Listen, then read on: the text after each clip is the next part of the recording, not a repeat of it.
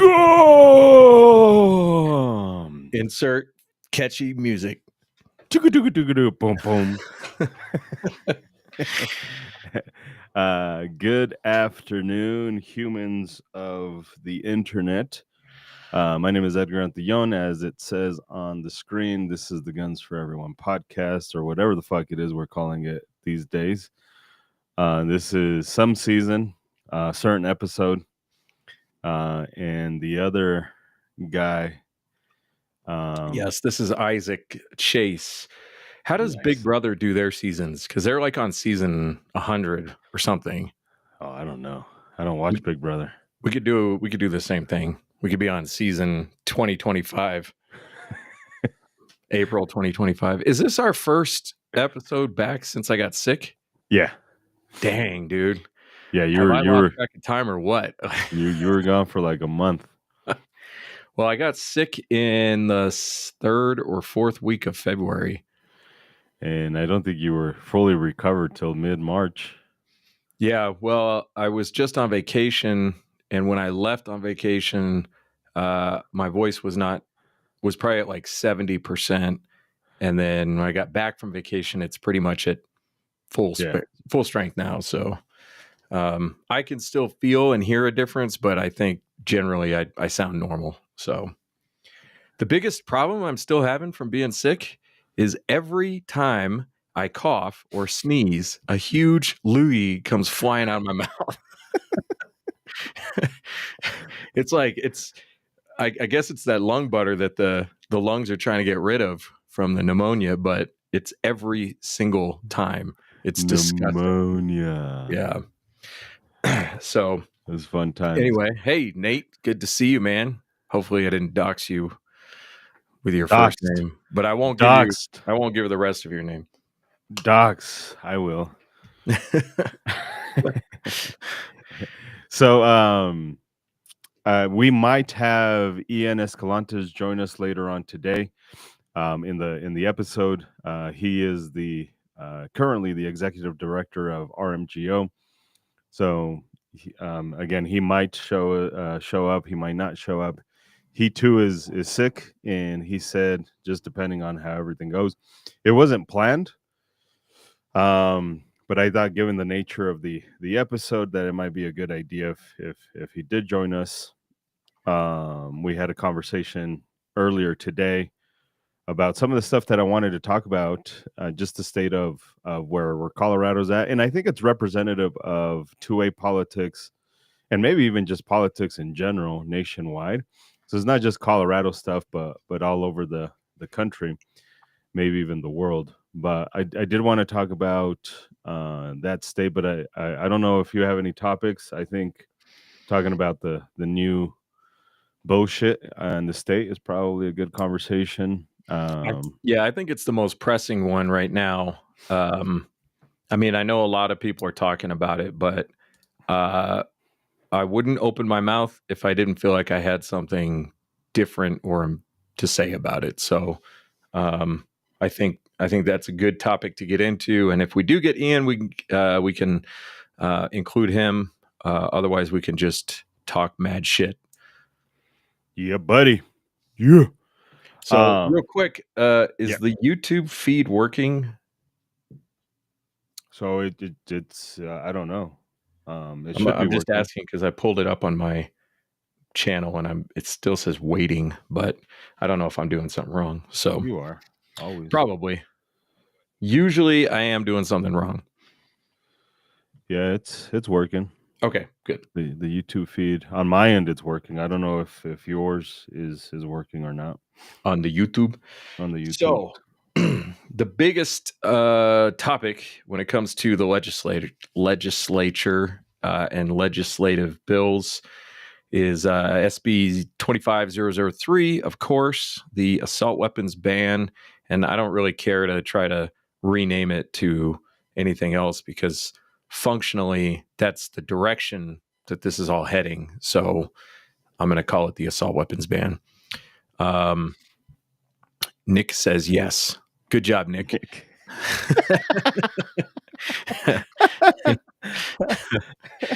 So what what is your current take on where this is at, what's going on, why it's happening? The bill itself, obviously, it's with the governor. I think we kind of all know that, and why it's happening.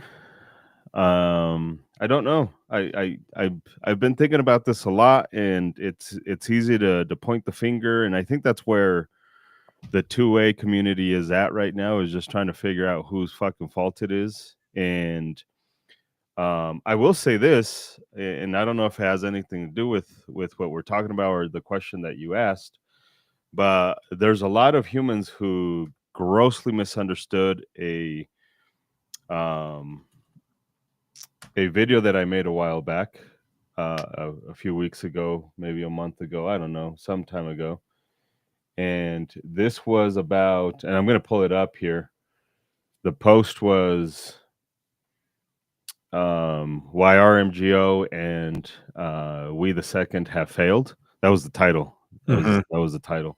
Not clickbait at all. No, not at all. Not even a little bit. Not even a little bit. And I do want to show this, right? Like I think the people who watched it and the people who actually paid attention. This is from our subreddit. Red is garbage. Remember that. And I think that this individual, the Book of Eli, who comments pretty awesomely, understood it, right? Like, but what was really said is we the people are the ones who failed, not acting sooner. And I think if you actually watch the video, that's exactly what you should have gotten out of it. Is that the title says, sure, RMGO and We the Second failed. That's the catchy title. So That's I meant to watch that video, but didn't watch it yet. But my question is essentially,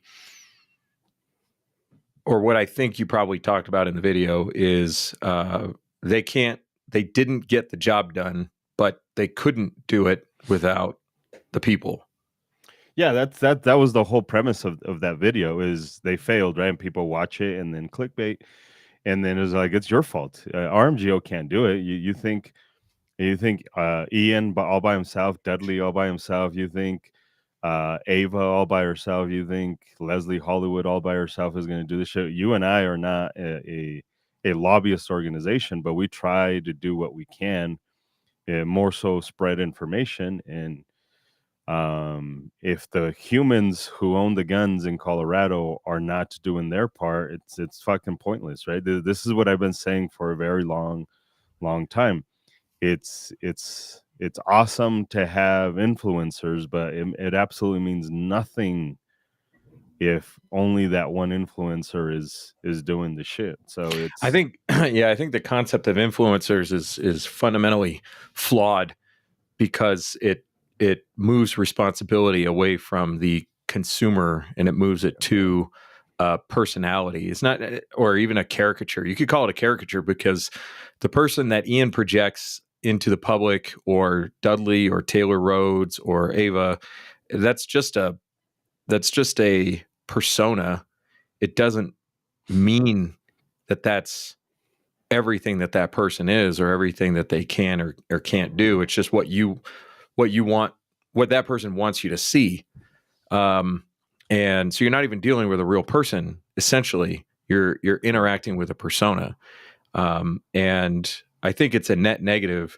I understand there's some value and utility in the ability to project a message out to a great number of people, but if the messenger is taken as the message, then it's pointless. Correct. So I'm sure that Leslie and Ava are asking for help. I know that Ian is asking for help. But then the idea becomes, well, that's RMGO is the lobbying organization and they failed. It's like, well, where was the help? correct. So, and which is something that we've both been saying for a very long time, that without your participation, nothing good is going to happen, or nothing you want to happen is going to happen. And that's kind of like where I'm at right now with this stuff is, I know how many people have a concealed carry permit in Colorado. We have some idea of how many people own guns in Colorado. And if we even took a small percentage of those people and said, these people care about law changes in this state, we have 600,000 people in the state of Colorado who have a concealed carry permit. So if 10% of those people cared about the training requirement bill, that's 60,000 people. Where were those 60,000 people last year when House Bill 241174 was in committee and being voted on? And Can being you signed by the imagine if governor? all 60,000 humans show shit, even 1% of that? That'd be 6,000. It'd be 6,000 fucking. We couldn't get a couple hundred people down to the Capitol. Yeah. So gun control is your fault. You, the gun owner. And I think this is even more obvious in Colorado, where we saw an actual grassroots effort succeed at slowing down or even stopping the gun control legislation in this state for a decent amount of time. Yeah. So, quick history lesson. 2012, was it December of 2012? We had Sandy Hook. Early 2013, we see a big nationwide push for gun control coming from, the gun controllers. And starting the legislative session in 2013 in Colorado, there was the magazine ban. And very controversial. I think it was passed sometime in the middle of the legislative session, so there was a lot of time for momentum to build up. The bill is passed and signed, and two of the one senator and one House member were recalled. One in Colorado Springs, I can't remember his name right now, John Morse, and one in Pueblo. And there was another attempt on another legislator, but I can't remember what the outcome of that was. It failed. Evie Hudek. Okay. So two legislators get recalled in, at the time, purple districts. I would say Southeast Colorado Springs is a purple district, or at least definitely was in 2013. And I don't know as much about Pueblo, but what happened from 2013 to 2021? How many gun bills were passed in Colorado in those 8 years or 7 years up to the 21 session? 0. And then we had the Boulder grocery store shooting. And 2021, we saw a renewed push for gun control in Colorado. And where was the resistance? Where was the meaningful resistance? Where were the recall efforts? Where was the support and the money? Where was it? Yeah. People didn't even know that the preemption law was changed. Yeah. Totally not even paying attention. And since 2021, the legislators have built nothing but momentum as they move more and more bills through the legislature every session. Right now, we're at, I think I was looking at Ian's email yesterday. I think it's 14 bills right now in this legislative session. Yeah, it's crazy. So Tony Exum, who is actually my rep in where I'm at in Colorado Springs, was a sponsor. Rep or senator? Rep. Oh, no, senator. You're right. I'm sorry. Senator. Was he a sponsor? Yeah, he was a sponsor of SB 25003, the assault weapons ban. And then Teddy from Spartan Defense started pushing a recall effort. And it was really in the beginning stages. I mean, it was not, we're talking a few thousand signatures probably, and not even a formalized recall petition starting, but just the support for a recall. And a lot of people let Tony Exum know that this was happening. And I sent Tony Exum an email and said, hey, you should see my email list. You should see my email list of people who live right here in the Springs. Yeah. And got an email back from his office. Usually it's a form email, right? It's usually like, I voted yes or I voted no, and here's why. But to that email, I got a very short one sentence response, no capitalization, that just said, I voted no on this bill. Yeah. And it could have been a staffer who wrote it, but that's a lot different than the generic response you get. Correct. And that wasn't even that much pressure. I mean, all credit to Teddy and what he's doing over there. But that wasn't like this big groundswell. That was just one person who has a little bit of reach and a lot of motivation and got the sponsor to take his name off it and vote against it. Yeah. So it's our fault. If this happens, this is our fault. We have nobody else to blame. Like you've said before, what's the common denominator in all your problems? You motherfucker. You. And if you expect politicians to do anything other than restrict your rights, then that's your problem too. You're just naive and silly. You're like, oh, this is how's that guy's name spelled? Or how do you pronounce his name? Armagust? Armagus. Is his fault for not doing more. He's one person in that legislature, so, and he did a lot. I mean, I listened to a lot of those committee meetings, and he did what he could in those committee meetings, but he's just one guy. And that maybe sooner than you wanted to, but that kind of goes to the other conversation, right? Is how else are we killing each other? And Armagust makes that video. I don't know if you've seen it, where he's like, "Fuck RMGO, unfriend RMGO, stop sending them money." So then now, whatever little momentum we do have, it's kind of spent on that shit. We got some people to sign our little bullshit petition, and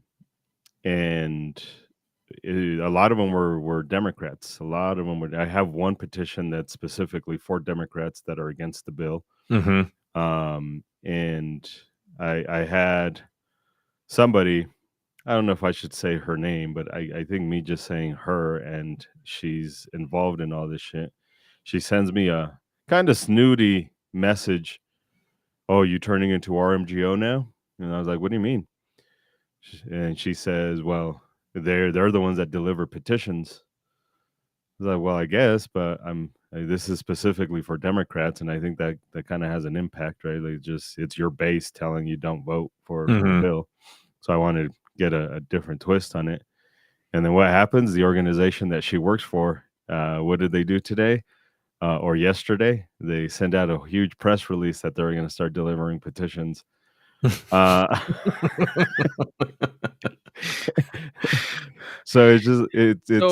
that actually brings up a question that I have never really been able to think of an answer for, which is, how do you work together for common interest with and still balance that with integrity and calling out what needs to be called out?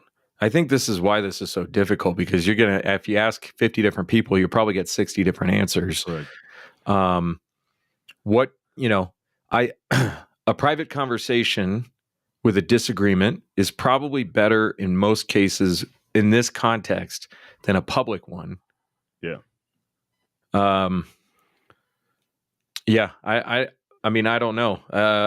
It's tough though. If I'm RMGO, and listen, you and I probably agree on this, is we don't agree with all the shit that RMGO does. We don't agree with half the shit that definitely Dudley does. I think most people feel a certain way about Dudley. I'm at this point pretty indifferent about Dudley Brown. But we have to admit, we have to. I don't care how you feel about this shit. We have to admit that they're the only ones that have been consistent since the 90s. How many organizations have you and I seen just since we started back in 2010? How many organizations have we seen rise up and then not do a fucking thing? Rise up out of nowhere for clout, internet clout, and then the legislative session is done, and then they don't do a fucking thing, and then next year they're like, oh, they don't exist anymore. we the people kind of is no longer all that. Something happened and whatever internal issues happen, and that's not a thing anymore.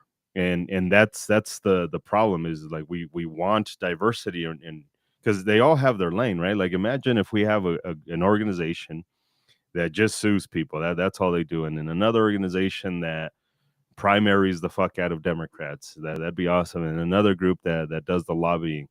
Now everybody can kind of focus on their own thing. The problem is here in Colorado, it seems like you have one or two people that every single time they want to rise up, they want to do shit, and they're really in it more for the internet clout than they are for anything else.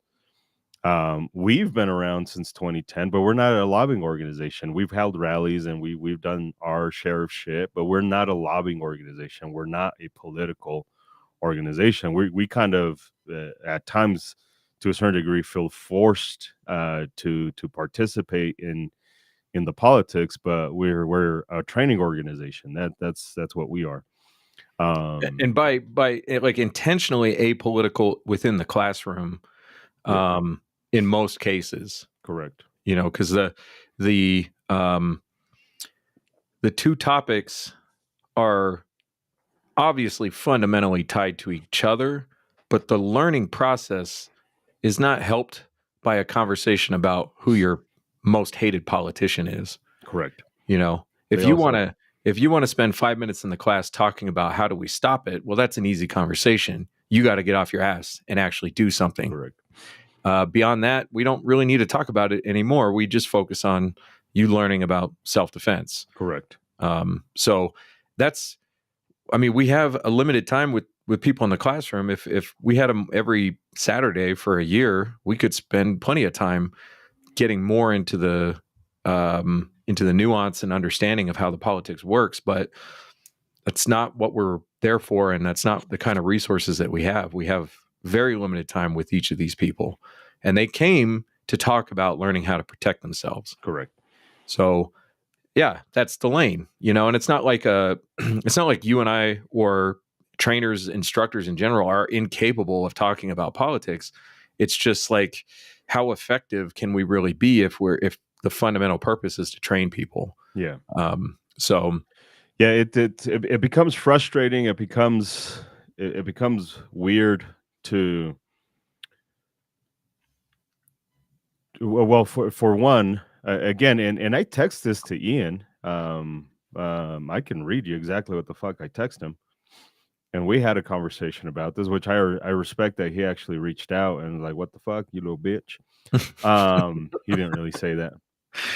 But when that video what's that? That's what you heard. That's what I heard. Yeah, that's what I heard. That's the influx that I gave it. No, not even close. But when that video came out, I was like, not sure what the fuck is going on. I don't agree with everything you guys do, and I hate how you guys exclude GFE in almost everything, in spite of how much we promote you guys. But RMGO, with all its faults, is still a net positive for 2A in Colorado. Not sure how we can help, but we can try. And I think, I don't know if I speak for you, but I think that's like, I don't know if I would talk shit about all Democrats, because that's what few things I don't agree with is when pro gun people talk shit about all Democrats, because you and I know plenty of them that are more pro gun than some of the Republicans that. Yeah, as a matter of fact, they're all over Reddit. If you really pay attention in the Colorado Reddit discussions about gun laws, plenty of them right there, who will tell you up and down that they're socialist or just a Democrat or libertarian, and they hate Trump and they hate Elon and they hate all of that stuff, and they also hate the idea of SB 25003. Correct. So for me, like, that's frustrating when I'm like sitting here like, fuck, let's help RMGO. And then a lot of our students are Democrats are like, well, fuck, we can't because this guy just went out saying fuck all Democrats. Yep. So that makes it difficult for us. So like, I don't like that. We should focus on anti-gun Democrats, on anti-gun, because there's plenty of them. We should focus on anti-gun politicians. Politicians, period. Yeah, for sure. Yeah. There was one in who was a president to the one before Biden. I don't know who that guy was. Who was all 45 for Savage. That's who. 45 Savage, the guy that was all for fucking red flags and ending bump stocks and fucking take the guns first, due process later. So like I don't fall into this idea that all Republicans are fucking holy and all Democrats are evil.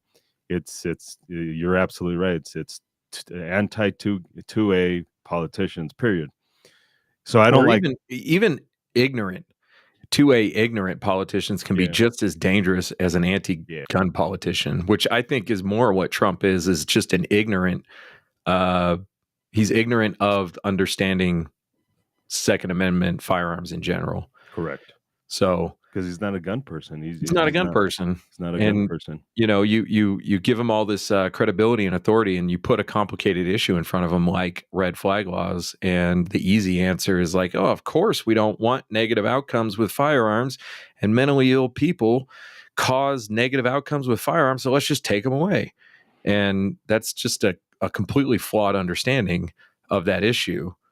But how much time has he spent thinking about that, or being educated, or surrounding himself with the right people? So, and so that's what I mean when I tell humans who are part of these organizations is like it's fucking tough. So Joseph had said like the current numbers are too low. How do we improve that? Like, well, how about we quit being so fucking how about we stop alienating the humans that are trying to help us? And you just say because you're trying to mix the politics of your how you feel about healthcare and how you feel about money and how you feel about that with gun stuff. If I'm going to take somebody to the range, I'm not going to sit there and talk to them about abortion. Like that's not what we're there to fucking do. Because that's one easy way to fucking lose them. We're like I'm a single issue human. I think most people understand that. And if you're cool with guns, then we're cool. Like that's all I give a fuck about. Yeah. So yeah, and I think that it's obviously provable that the approach in Colorado of making this a political party issue is a losing strategy. So, like, forget all the high-minded stuff. Just look at the results. We keep doing the same thing, and things keep getting worse when we focus on political parties instead of individual issues and individual action. And I think this is actually politically the cure for what's going on in this country is people need to stop thinking about parties and just think about issues. And that's easier said than done because people get all rah team. But I think for all, I can't remember where I said this before. I'm going to say it. Maybe I said it here before, but not an endorsement of policies or even of the politician, but Trump's decision to recruit RFK Jr. into his campaign and the way he did it is an example of putting an issue before anything else. Now, maybe it was for political purposes. Maybe it was really good gamesmanship. Maybe it was election politics. But after the election, he did exactly what he said he was going to do. He put RFK in charge of Health and Human Services, and he basically said, do what you want to do. As long as you stay in this lane, I'm going to support you.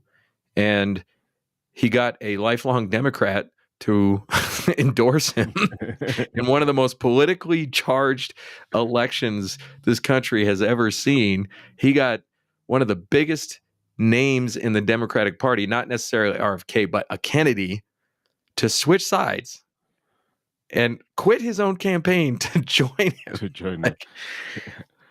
And so if we as a gun community could just focus on talking to people, not party, but people about gun issues and effective strategies for protecting gun rights, we would have maybe double the amount of people making the phone calls to the reps, showing up to the committee meetings, telling the committee that I'm a lifelong Democrat and I don't agree with this. And if the opportunity comes to recall you, I will take it.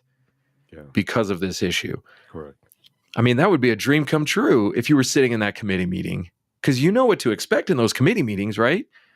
You sit there and just listen to people talk party talking points, you Correct. know, and nothing new or interesting is being said. Correct. I mean, it's boring. It's like one of the biggest downsides of going to those committee meetings is they're so freaking boring. But it's just the same game being played with the same result. So, yeah, to Vince's point, I have a liberal friend that says he's so liberal, get all your guns, you get all your guns back.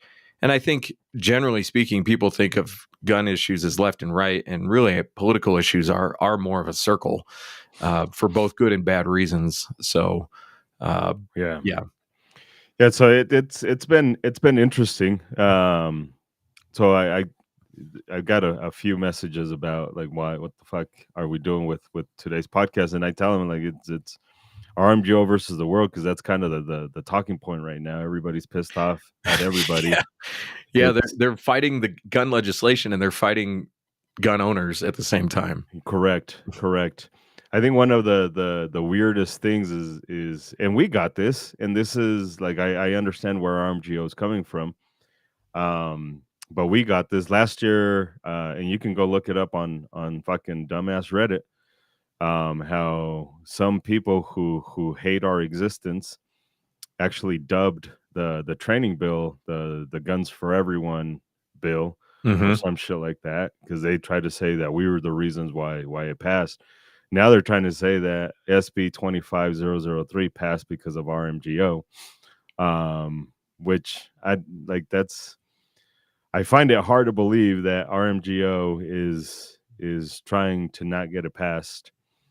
You can say money, but I don't think they make enough money to really. Yeah, I was kind of just doing some napkin math, and I was like, how do they even function? Yeah. I mean, there's not that many people in this state who are actually doing anything at all. Correct. And you just cut these percentages down and think about how many gun owners in the state are actually giving them any money.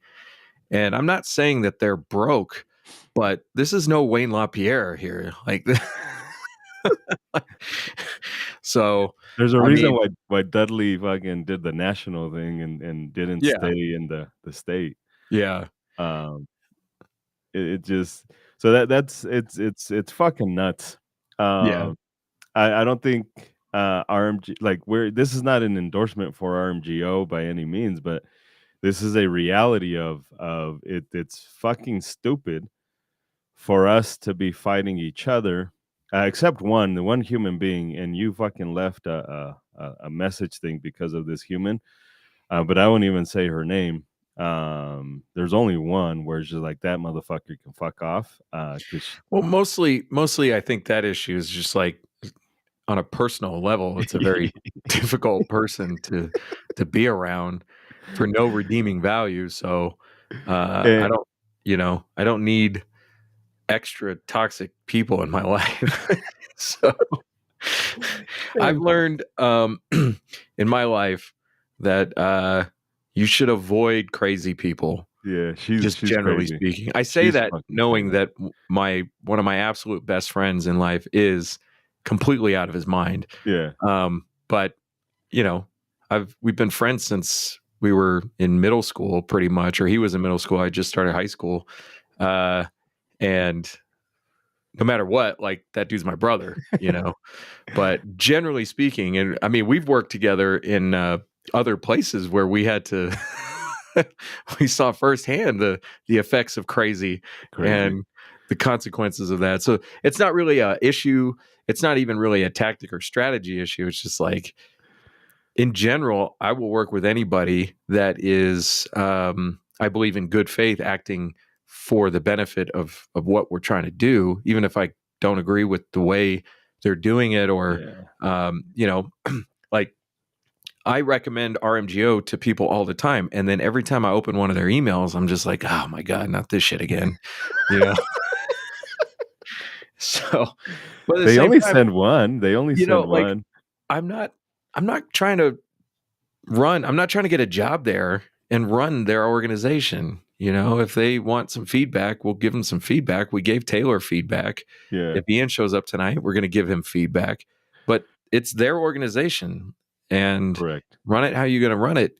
I want some results, and I can't hold other people accountable if I'm not willing to do the work myself. Correct. So, and I think Yeah, go that's my ahead. biggest issue is there's no shortage of complaining going on, but there's absolutely a massive shortage of people who are willing to sacrifice something to fix the problem.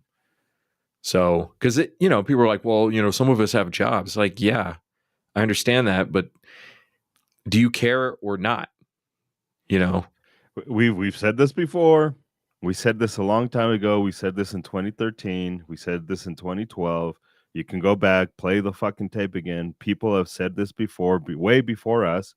People probably said this in 1932, 1918. When was the very first big major bill, that anti-gun one? 34 1934. National Firearms Act. Yeah. Yeah. So 1934. People have been saying this. Imagine if John Adams was like, you know what? I'm a farmer. I'm successful. I'm not gonna sign that fucking piece of paper because I need to feed my family. Like, Mhm. these people forget that our founding fathers, with all their flaws, were kind of rich. They Mhm. had shit. Yeah. They had shit, and then they were like gonna sign a piece of paper that made them treasonous fucking human beings, Mm-hmm. and they were gonna, if we lost, those motherfuckers were gonna die. Mm-hmm. And these guys were like, "Yeah, I'll sign it. Fuck yeah, sign me up. I'll fucking go." Mm-hmm. Like, these motherfuckers were humans of prestige in their time. And they're like, "Yeah, let's fucking go." Humans of prestige and in the prime of their life. We're talking young people here, young, aristocratic, successful people, and they've got everything ahead of them. And they're like, yeah, well, it's okay. If they hang me, they hang me, but No I'm not big going to deal. put up with this bullshit anymore. And then here we have motherfuckers like, "Well, I got a job because I got to pay for the Hellcat." Uh, like, this is dumb. Like, I'm Yeah, in that I'm in. $1,200 car payment's not going to pay itself.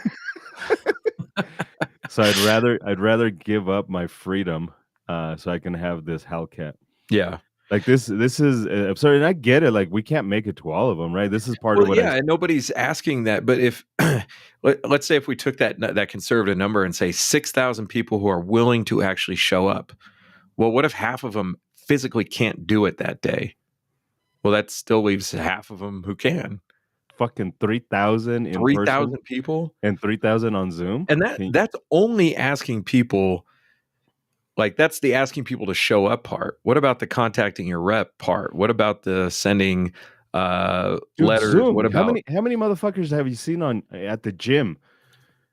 And they're like, "I can't make it because I got the fuck. I'm cutting and I'm at the gym, but like, I'll fucking throw on the Zoom while I'm fucking at the gym." It sounds Well, stupid, we but know when we held our rally uh, in what was it, January of 2013, we had people who were saying, "Why did you schedule this on the day the Broncos were playing?"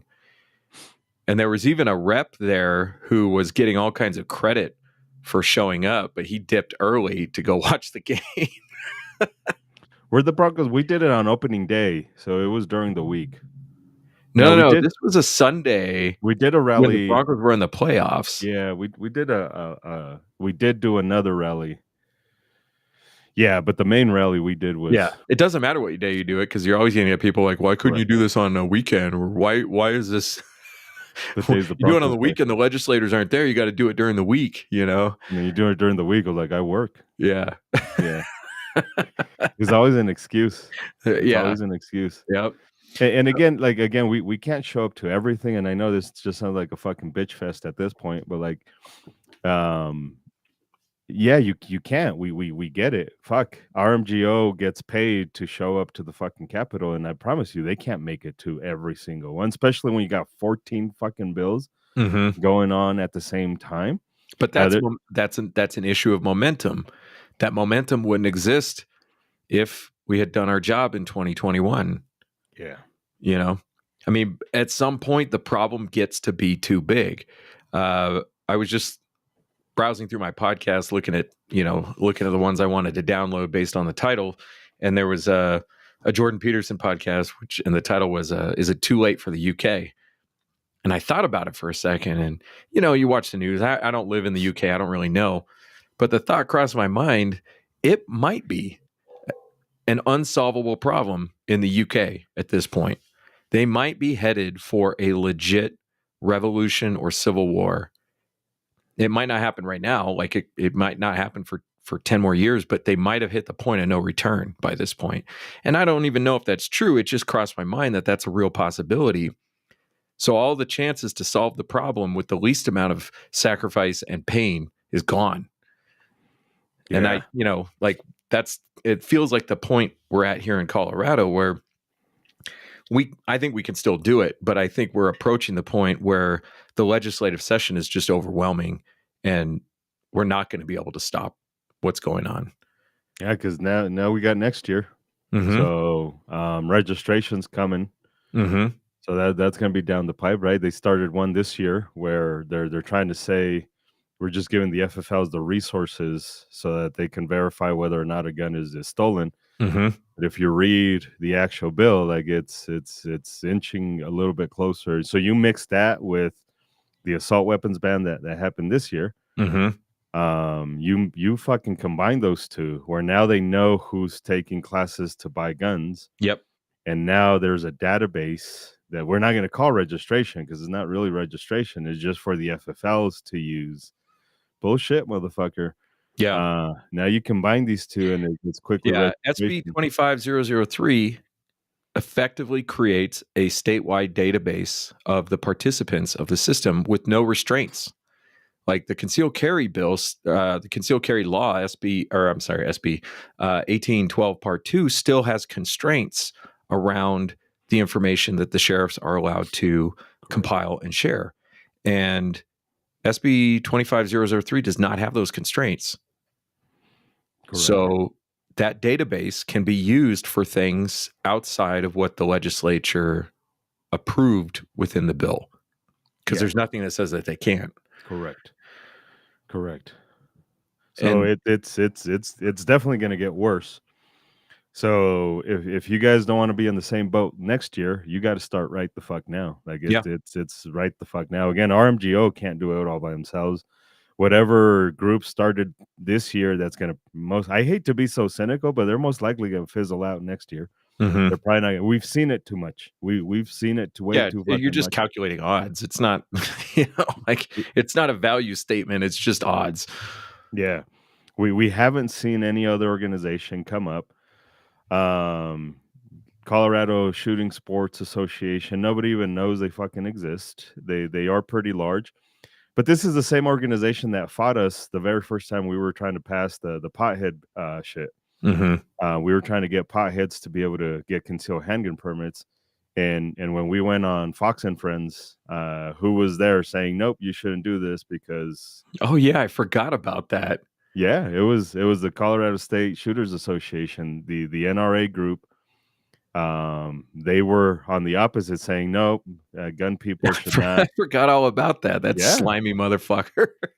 It was them. It was CSSA. I don't remember the guy's name, but I do actually remember what he looked like. Yeah. Yeah. Because you remember he was like, nope, we shouldn't do this because the Constitution and it's not something we should be focused. Some shit like that. You can go watch it. He's a Fox and Friends. It was I thought it was just an interview. We were trying to bamboozle them and get you to do it. Mm-hmm. And we fucked up, and you couldn't do it because we fucked up. Anyways, should have just said my name was Edgar. Yeah, correct. Because we wanted you to do it, and so I got thrown up there. I wasn't even prepared because we were preparing you to do it. 4 in the morning. Yeah, we were preparing you to do it. Yeah. And we got on, and he was there. Whoever was the head or their attorney of CS. He was an attorney, yeah. He was the attorney, and I don't know if he's still with him. And it turned into a debate more than anything else. And it was that organization that was like, nope, we don't like this. We don't want potheads to have concealed handgun permits. And I don't know what the position is right now, but we never gave a fuck about popularity. We never gave a fuck about what's popular, what's not. And unfortunately, these groups do care about that stuff. So it's it's us saying, cool, if you don't like RMGO, I get it. We understand. We understand the baggage that name comes with. I think Taylor Rhodes did a fantastic job at turning that. Unfortunately, he wasn't there enough to really change it a lot. He went on to bigger, better things with the national organization, but he's still kind of involved.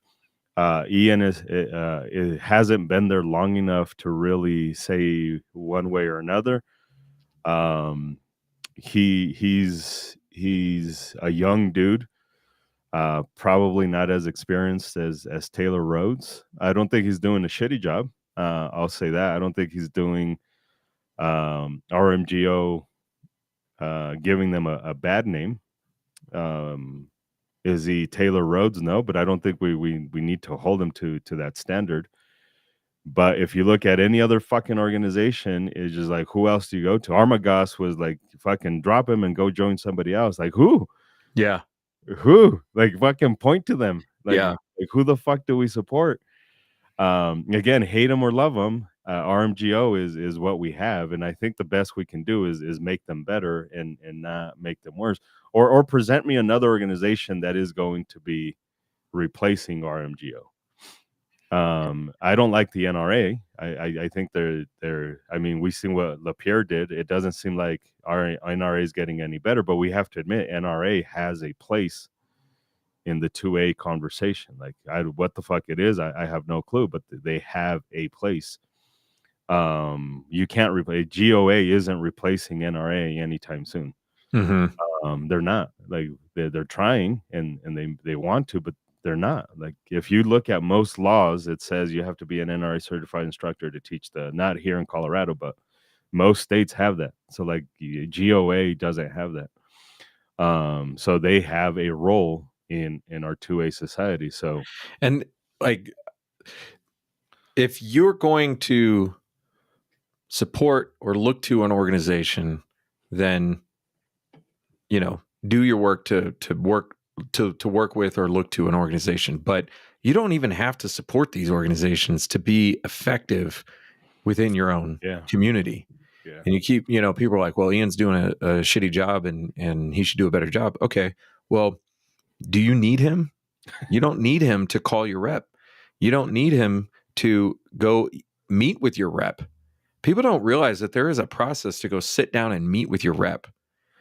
And like, I understand why people look to organizations. There is, scalability and strength in numbers and organization and everything. And they definitely have a place.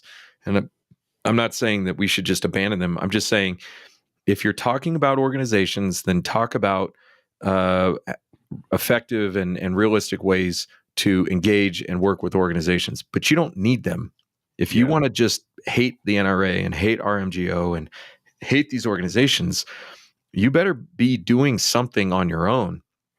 Correct. Which is effective. And I know people are like, well, my one opinion isn't going to change things. Well, that's why we're in the boat we're in, because 600,000 people all feel that way.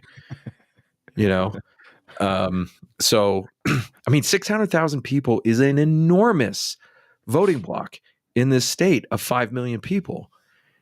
And how many voters? Like Joseph made the point that, a solid 40% of the shooters are not voters. That's probably accurate. So if we're talking about 600,000 people who care enough about self-protection to go through the process to get a concealed carry permit, if they would just engage politically, we would not be in this boat right now. So,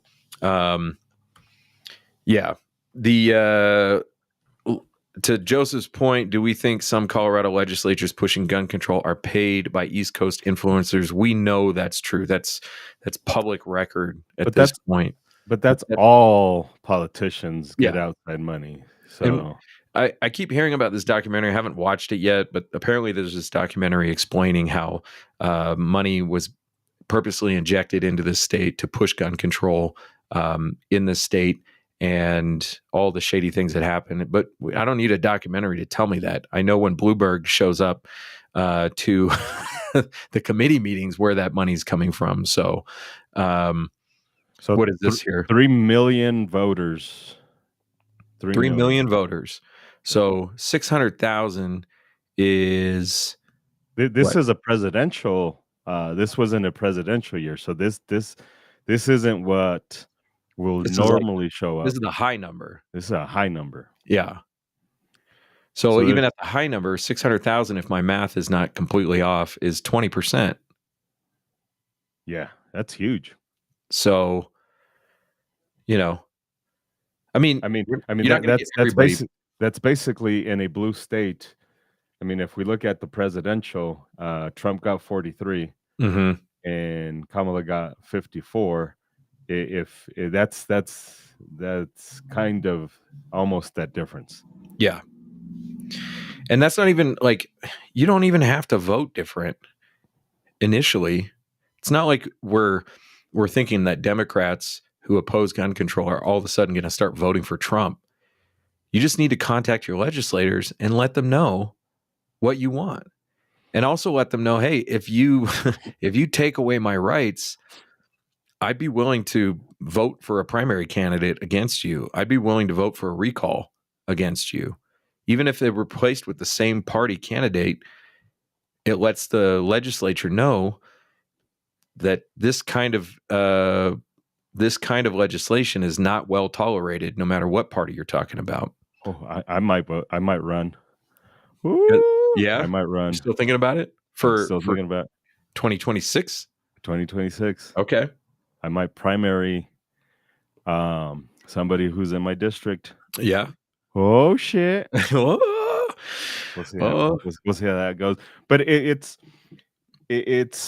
something that they do pay attention to. They have to pay attention to it.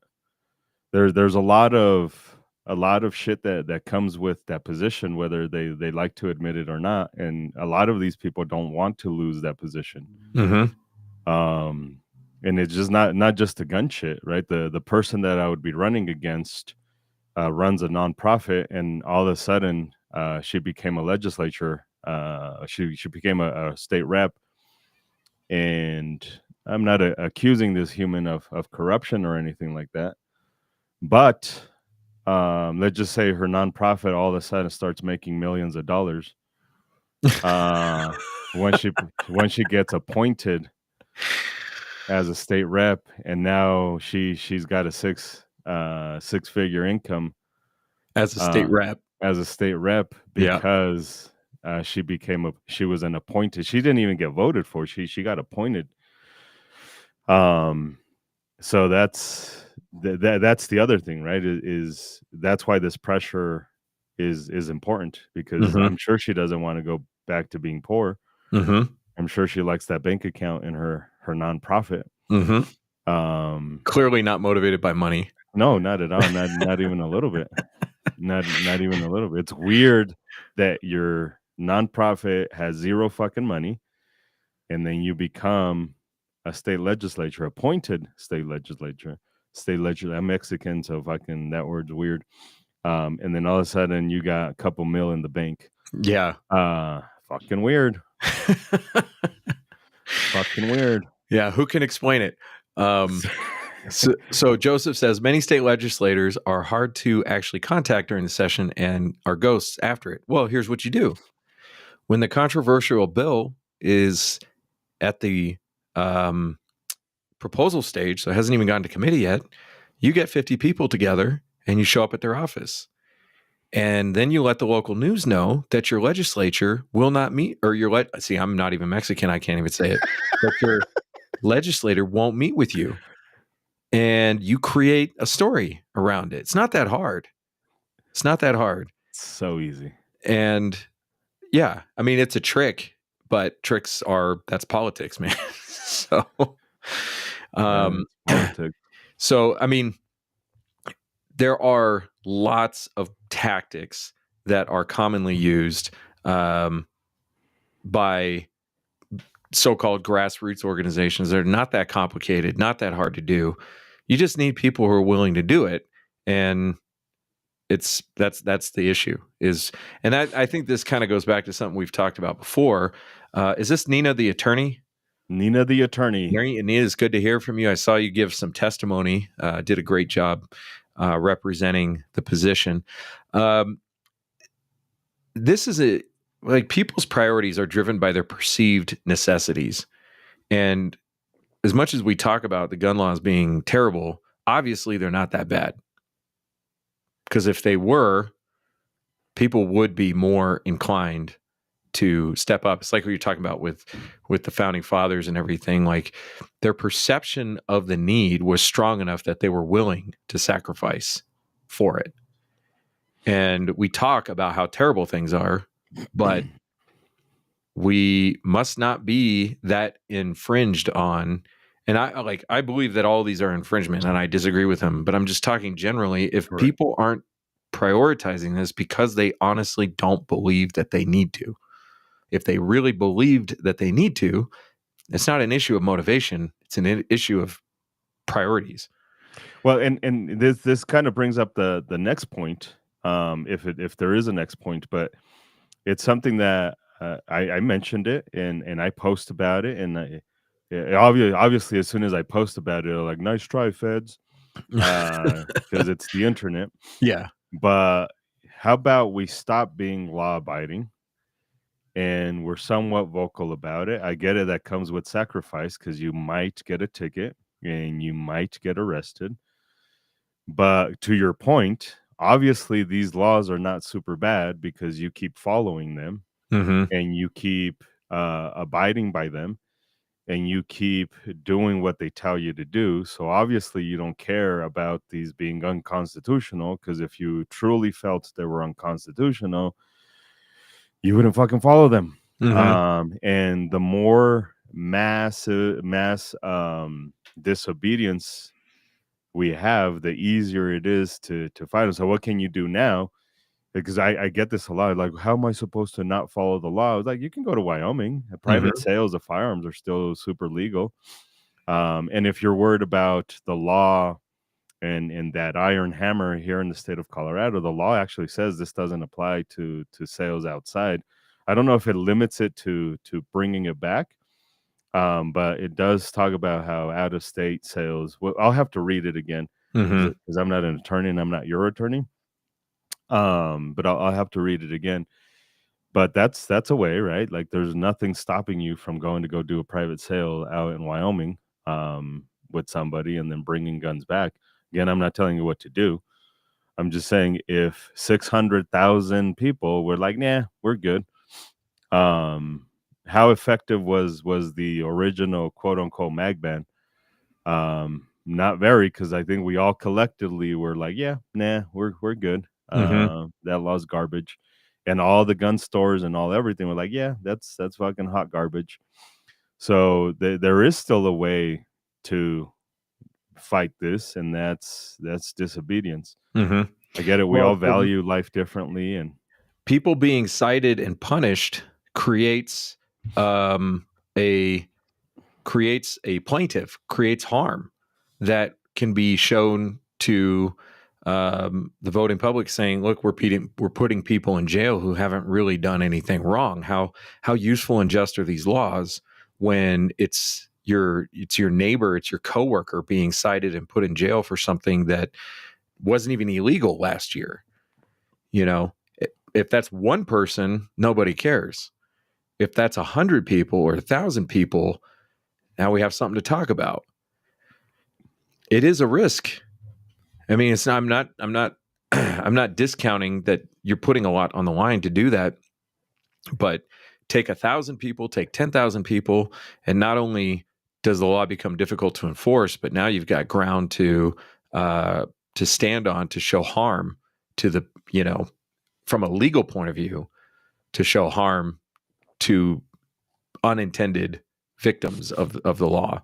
So there's lots of utility and benefit in it, but people are not motivated.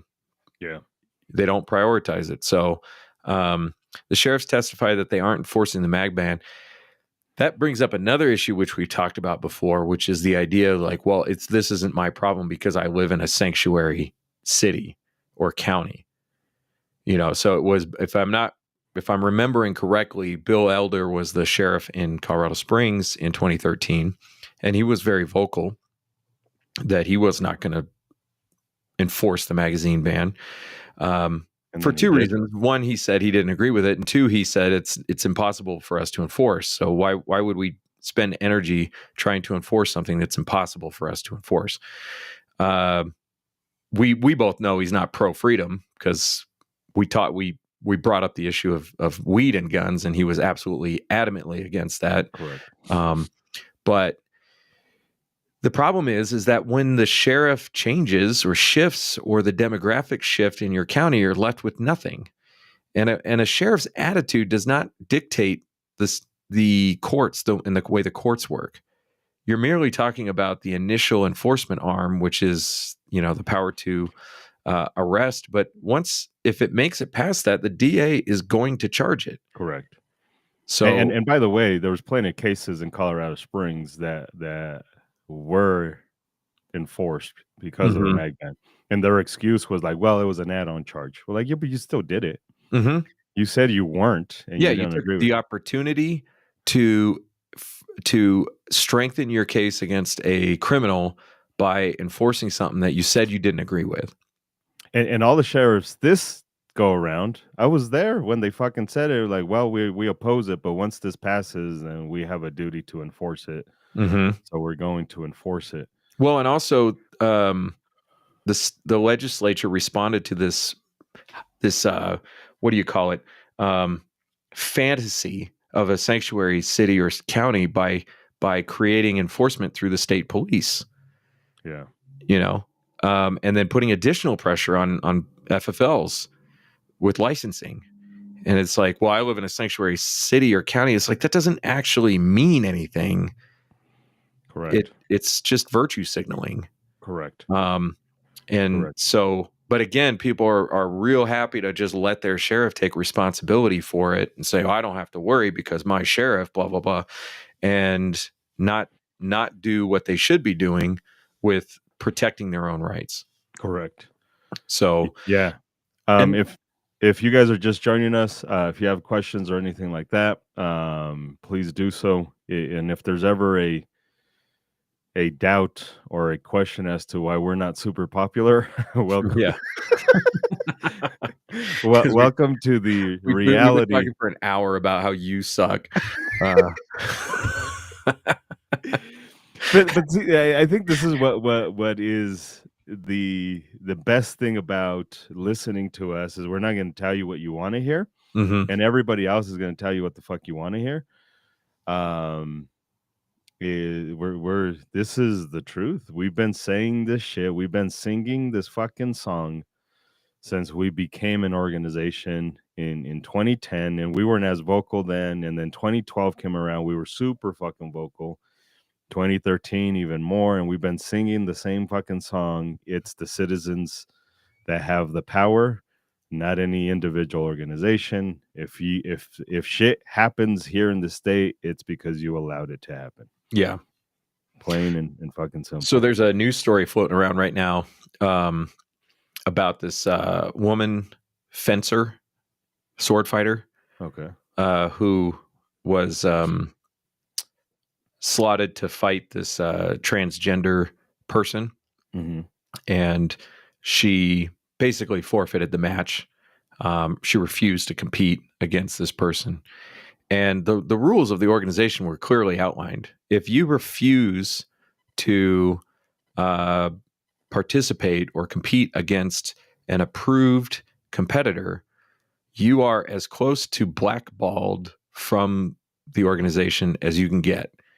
So she was physically removed from the building after doing this. It's like, in soccer, you get a red card. Yeah.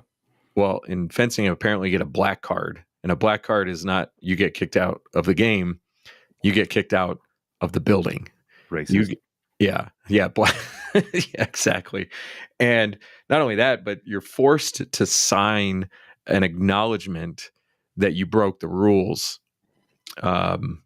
which is quite sinister if you think about it, because forcing somebody to write their name on a piece of paper and agree to something that they don't agree to.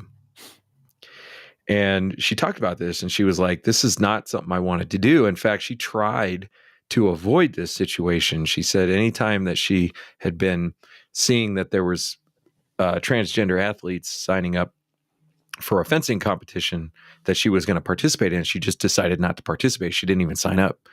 And in this case, she signed up, and then this person signed up after her.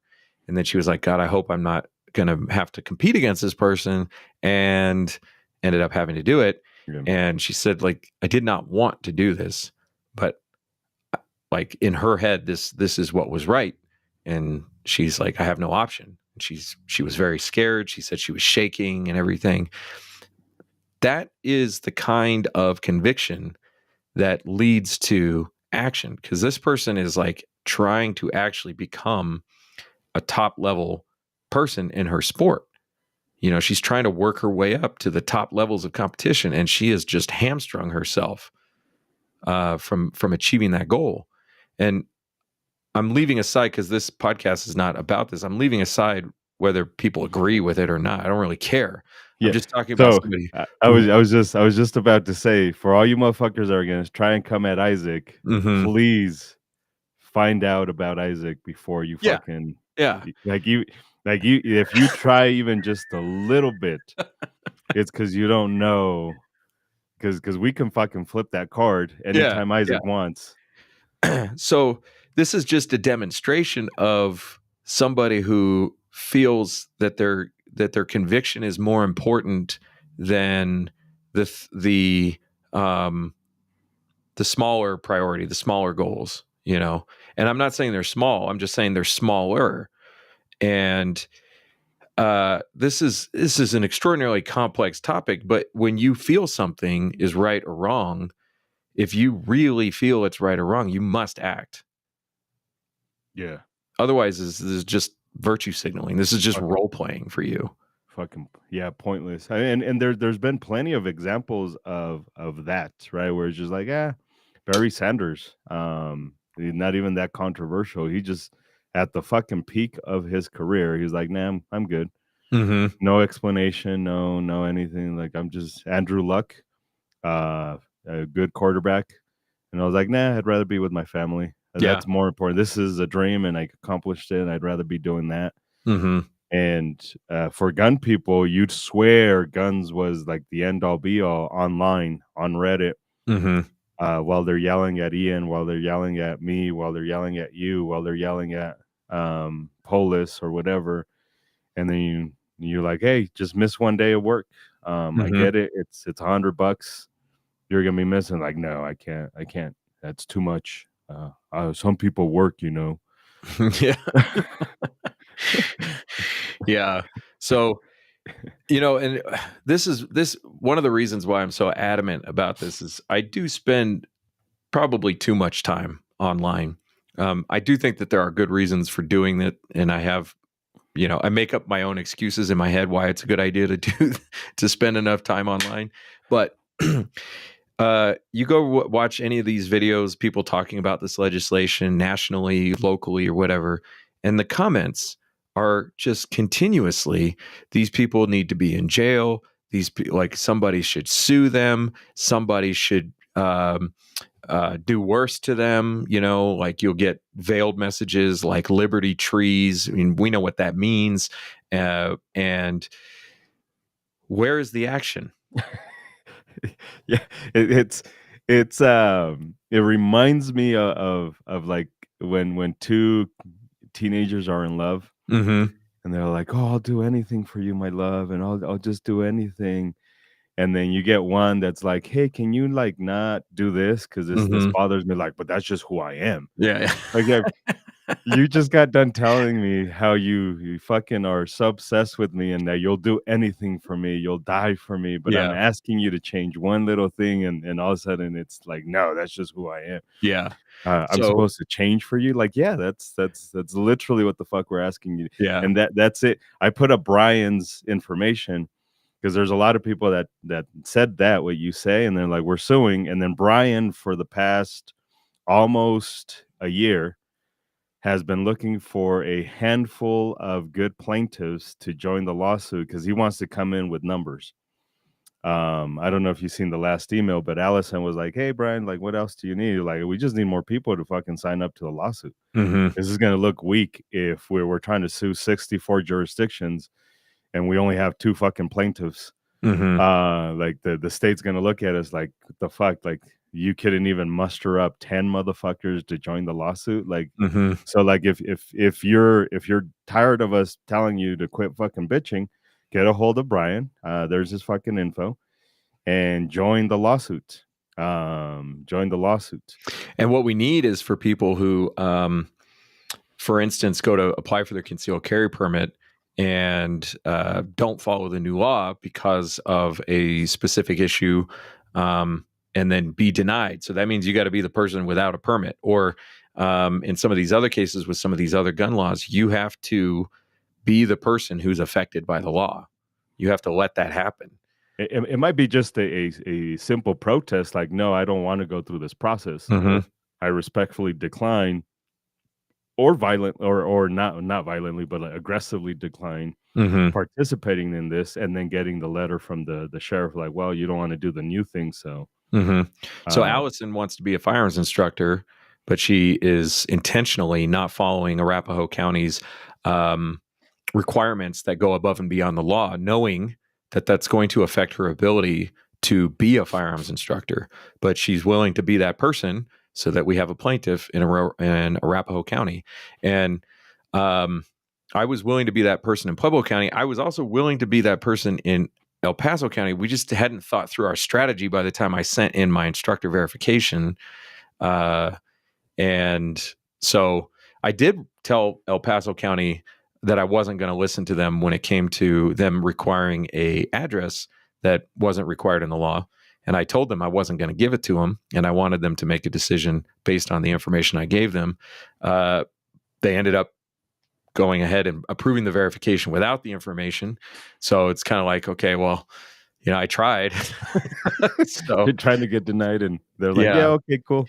But that's why this needs to be a group effort, because we need to learn from each other's mistakes. I made a mistake in El Paso County, and the next firearms instructor that could have come along needs to intentionally now violate that requirement. Yeah. But when we're working these problems by ourselves, we just don't have any room for error because there's nobody to back us up and to learn from our mistakes and keep carrying the torch forward. So, and it's easy for us to be like, pat ourselves on the back, and like, it's not like we haven't made our own mistakes with this stuff. And it's not like I'm saying that I put everything I have into resisting these laws. But when we are doing this, we need to do this as a large group, and that allows us to not have to put forth all the effort by ourselves. Yeah. So I didn't go to all the committee meetings. I prioritized work ahead of some of those meetings, and there are still ones coming up, and I'm trying to balance that. But these committee meetings, some of them, we'd be lucky to have 50 people there at this point. So, because the big one is that the assault weapons ban, like, oh yeah, we got 500 people for the assault weapons ban committee meeting. Well, we got 500 people for one of the committee meetings. Yeah, not all of them. Not all of them. And that was just one bill, and there's 14 bills. We need more people to pick up the slack where we can't all be there all the time and doing it, so. Yeah, this was another beef that it just clicked in my brain when you were saying this. This was another gripe that I had, and I read it when I sent him in the text. Like, it sucks that When We the People came up and when RMGO came up, like we would share everything they have going on. Like, fuck, they're doing this, they're doing that. And it sucks balls that we're suing the state of Colorado and we're suing the 64 jurisdictions on the training bill as instructors and as a training organization, and we can't get an RMGO to be like, hey, go check out GFE, go give them money for this lawsuit, or here's $50. Not one fucking gun store has helped us out. Not one. Not a single one. The only one that helps us out monthly for students, not for the lawsuit, and I have to be fair, is the gun room. Every month they help us out so that students can continue getting their permits or their classes, which we highly appreciate that. No fucking gun store has joined us. No training organization has joined us. No RMGO. No We the People. No fucking CSSA. No anybody has joined us in this lawsuit. And we've said, hey, we need people. We're like, fucking, we need help. We were sitting when we were met with one of the owners, and fucking hate bringing this up, but we were there.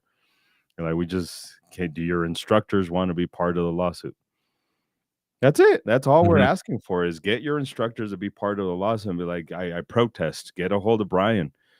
Be a student. I got students right now in La Plata County who are like, we can't get our permits, but okay, I'll join the lawsuit because we believe in this, and they're waiting until we get more humans. So it sucks that we have humans that are willing to sacrifice, but are waiting for more humans that want to sacrifice, and we can't move forward with this shit. And then it sucks for Brian, because Brian, I'm frustrated with Brian because I'm like, come on, motherfucker. He's like, yeah, but we don't have enough fucking people. You said there's going to be an uproar, and nobody's fucking signing up. How many times have we said this on a podcast? Like, how many times have we brought it up? Yeah. We need humans. How many times have we said in the fucking videos, we fucking need humans. We need more people to join the lawsuit. Not just money. We need money for sure. But mostly we need humans to join the fight. And that was part of the frustration that I have. Like, I don't need RMGO. You don't need RMGO to promote our classes. That's not what we need. But this is where one place where we kind of intertwine, where they do lawsuits and we're trying to do the lawsuits, and we get zero fucking help from them whatsoever. Like, that's frustrating. But it doesn't end my willingness to work with RMGO. It doesn't end my willingness to work with any other organization, except that one human who's she's fucking batshit crazy. Except that one. Except the one. Yeah. So I think that if you look at California gun owners, I think, and this is just my view from the outside, but you see a much more cohesive group of people who are willing to participate. And I think it's because California sucks so bad that they've hit the point where it's bad enough that now people want to help. But the problem is, you've got how many people living in that state, and you've got all these laws. They're working from a position of extreme disadvantage because it took that much for them to start taking it seriously. And now it's, I'm not going to say it's an unwinnable fight. They are getting some victories here and there, but it absolutely sucks, and it has for a long time. And maybe that will happen here, but I don't want to be fighting from that position. I don't want to be fighting from we have no other option but for people to get involved, because that means that we don't enjoy any of the rights. We have them, we just don't enjoy them. And yeah, so there's egos in the fight. I think we can deal with egos to some degree, right? Like I have interacted with some people in the gun industry who have enormous egos, but they're also very effective people. Yeah. And then you get people with huge egos. Yeah. Dudley has a huge ego. You can put me in that category, that I tend to have a huge, I don't think I have a huge ego. I'm pretty cocky and I'm pretty arrogant, but I don't conflate that with having a large ego. Like, I know my place. I know my place in the gun community. You know it so much, you'll tell everybody what it is. I'll tell them what it is. Yeah, exactly. Like we were at Bristlecone teaching on Saturday, and I had been teaching for a few hours, and you showed up, and then like one of the first things you said to everybody was, like, I'm a really big deal. I'm a big fucking deal, guys. You don't even know. I'm a big fucking deal. You don't even know. The funny thing is, like, it's so funny to me that I just sit there and laugh, which makes it sound like you're just blowing smoke up everybody's ass. But I'm laughing because I know you're 100% serious.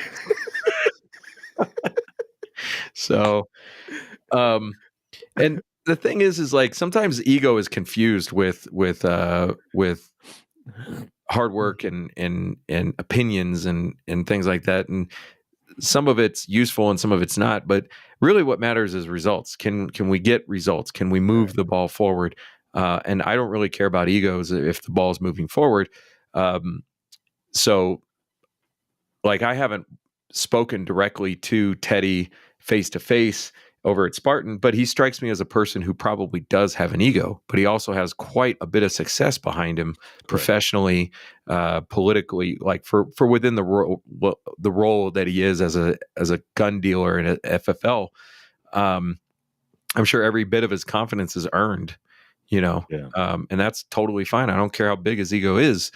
I'm not saying that he is. I'm just saying, like, as an example, it wouldn't matter to me because I can see action and results. So, and Ian and I discussed a little bit about how RMGO gets looked at as they don't play nice with other organizations, and I can understand why Dudley, fuck RMGO, why Dudley is tired of pretending that he wants to work with other people when 99.99999% of the humans that come to him are like, oh, and they fucking flake out, because we've seen it. Like we've seen, and that becomes difficult. And I can see how that gets misconstrued into, oh, Dudley just has an ego. Dudley has all kinds of faults, but I don't think that would be one of them. Shit, Taylor was all for working with us. Ian expressed to me today, I'm all for working with you guys. Hopefully they share our lawsuit shit. So, but like that would be conflated as an ego, like, oh, Dudley doesn't want to play. Like, no, he's just heard, hey, let's do something, and then you don't show up with the plan, or he's fucking texting you like, where the fuck you at? And you're not showing up. Yeah, there's degrees of failure when it comes to that stuff because you get well-meaning people who, I mean, we see this all the time. All the time. This is one of the reasons why we're aggressive with being able to donate with a credit card in the classroom, because you get all these people who probably mean it when they say it. I can't donate with cash right now, but I'll donate online. You won't. And we know that they won't. You won't. Like statistically, we know there's like a 0.00001 chance that they're actually going to do it, even if they meant it in the moment. Correct. And that's a failure, right? Like you meant to do it and then you didn't do it. You said you were going to do it. You told me you were going to do it and you didn't do it. So that's a failure. And so you get like people who have every intention of working together and doing something. And there's lots of different stages where that can fail before anything meaningful actually happens. So we've been through this across the country where we sit down with people and we say, hey, we should do something together. And on one side of that conversation or the other, sometimes it's us and sometimes it's them, communication falls apart and it doesn't happen. It's always them. And it happens a lot. It happens more than actual successful collaboration happens. And I think that's actually pretty normal. It's not useful, but it's normal. But it's frustrating. And you do kind of get jaded to the point where people are like, yeah, we want to help, but this person won't accept our help. But it's like, it's not that I won't accept your help. I got 100 people telling me they want to help. And I've got to try to figure out how to find that one person who is going to help. Yeah. And make something happen. It's really complicated. When you start getting into it, you understand the complexity of how things actually get done. And hopefully if you're a reasonable person, you have a little bit more tolerance for understanding why things sometimes don't get done. Yeah. And I just remembered. I fucked up. LT Arms donated a rifle that we can giveaway to raise money. Nice. Yeah. So I fucked up. I said no other guns, LT SDS arms. Guns, Justin, he offered, He offered. but it's like that was a conversation that was had in the basement of the Capitol in between both of us in the middle of something else. And it's Yeah. like, yeah, we can follow up, but like things fall apart. It's complicated. Systems get complicated. So at 3 out of how many fucking, I think they said 3,000 FFLs in the state of Colorado. Mm-hmm. So, but yeah, I fucked up. I gotta correct that shit. I think it's unfair if I don't correct it here. But yeah, Kyle over at LT Arms, he donated a rifle when we were first starting that shit. Mm-hmm. Yeah, LT Arms and SDS Guns did offer as well. That one just hasn't happened. It's not that it won't happen, it just has not happened. Yeah. Yeah, and if you think about it, if you're an FFL, like you are balancing quite a bit of priorities, keeping a business running, keeping your customers happy, growing, competition, and then you got to deal with all this legislative stuff and all the possible ways you could try to solve that problem, with all the possible people you could work with to solve that problem. This stuff is not easy to do, but the more people we get involved, especially people who don't really need to get engaged with other organizations, they can do things on their own, the easier the problem gets. But it's easier to get on social media and complain and to write pointless platitudes. One I saw today was Melissa Flanell from, I don't know if her last name is actually Flanell, but Melissa from Dragon Man's, is doing a video on just kind of an update on what's going on with Governor Polis and the assault weapons ban. And somebody in the comments says, we're way past recalls. And I'm like, no, we're not. We're absolutely not past recalls. Yeah. That's a cop out. Correct. You don't want to take responsibility for something that could be done. You want to say, well, the only thing left is to fight. And you're like, well, no, that's not true. You're picking the hardest option, and and you're not even going to do it. So, yeah, it's continually frustrating for me because to me, the problem seems so simple. Or I should say the solution seems so simple for the average person. Correct. It's just like, where is the participation? So, and we've seen this across all different kinds of things like donations. How hard is it to donate $20 when you're getting 4 hours of really good instruction? Correct. Well, it's free. Well, okay. It could be free. It won't stay that way if people don't participate. So, we couldn't successfully get a recall. We are not past it. I'm not sure I understand the total thought there. Say that again, Nina, in a way that a dum-dum can understand. Yeah, like an idiot like me can understand. I don't know if you were here at the beginning of the conversation, but we were talking about how Tony Exum responded when a recall was threatened down here in our district. And I absolutely think we could successfully get recalls enough to wake up these legislators and get them to reconsider their positions on these things. Because a lot of these people are career. They want to be there for career for the rest of their political life. Because how long has Tony Exum been there? How long has Diana DeGette been in office? It's obvious they want to be there forever. And if you primary them or recall them, and you put that as a viable option, you may actually see some changes. I mean, some of these bills are passing by some pretty narrow margins. Even in almost a supermajority, we're still getting some narrow margins on some of these bills. So, yeah, the fortunate thing we have here in the state of Colorado is there are term limits for state level humans, not for federal humans, but. There's term limits because how long has Diana DeGette been in office? She's been in office forever. Yeah, but she's federal. Oh, you're right. You're right. Okay. I'm getting her confused. Well, so how long has Tony Exum been around? Probably not too. They could only do 8 years. Okay. Yeah, they could only do 8 years. So state senators are in for 4 years. They could only serve 2 terms. Mm-hmm. State reps could only do 8 years, and there are 2-year terms. Okay. So they're elected every 2 years. But you could only do now. The one that I don't know for sure is if they can rerun after they've done. I don't think they could do 8 consecutive. But what they do is some of them have done it where they do 8 years as a state rep, and then 8 years as a state senator. So that's still 16 fucking years. Mm-hmm. That's quite a bit. Yeah. That's quite And a then bit. you become valuable to the machine outside of the Yeah, elected the governor positions. does have 8 years as well. Yeah. So Tony Exum,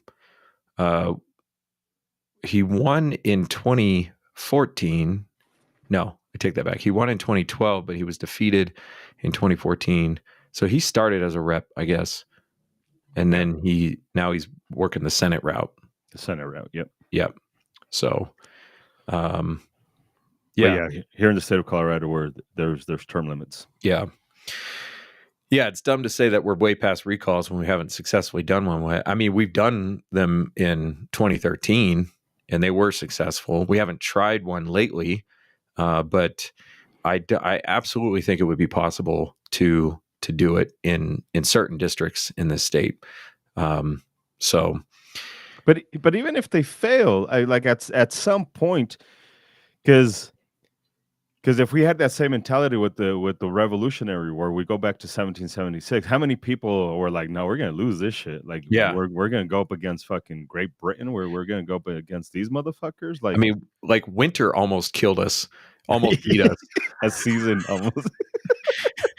I mean, you go read about Valley Forge, and Washington was hanging on by the skin of his teeth to try to keep the army together. His wooden teeth. While they just sat in the forest, freezing to death. You know. So it's like, yeah, it seems hopeless, but it's like there's something to be said for the attempt if you win. Mm-hmm. Like, it sucks if you lose. If you lose, you're just a fucking loser. But because imagine if we would have lost the Revolutionary War, we'd be having this podcast in a slightly different accent. Actually, I don't think we'd even be having it at all. If you look at the free speech or the hate speech or speech laws in the UK. Correct. I mean, unless this was a purely pro King Charles podcast, I don't think there would be one. But and correct, it'd be like, they suck, but we won. Mm-hmm. So because we won, we're having a victorious conversation about it.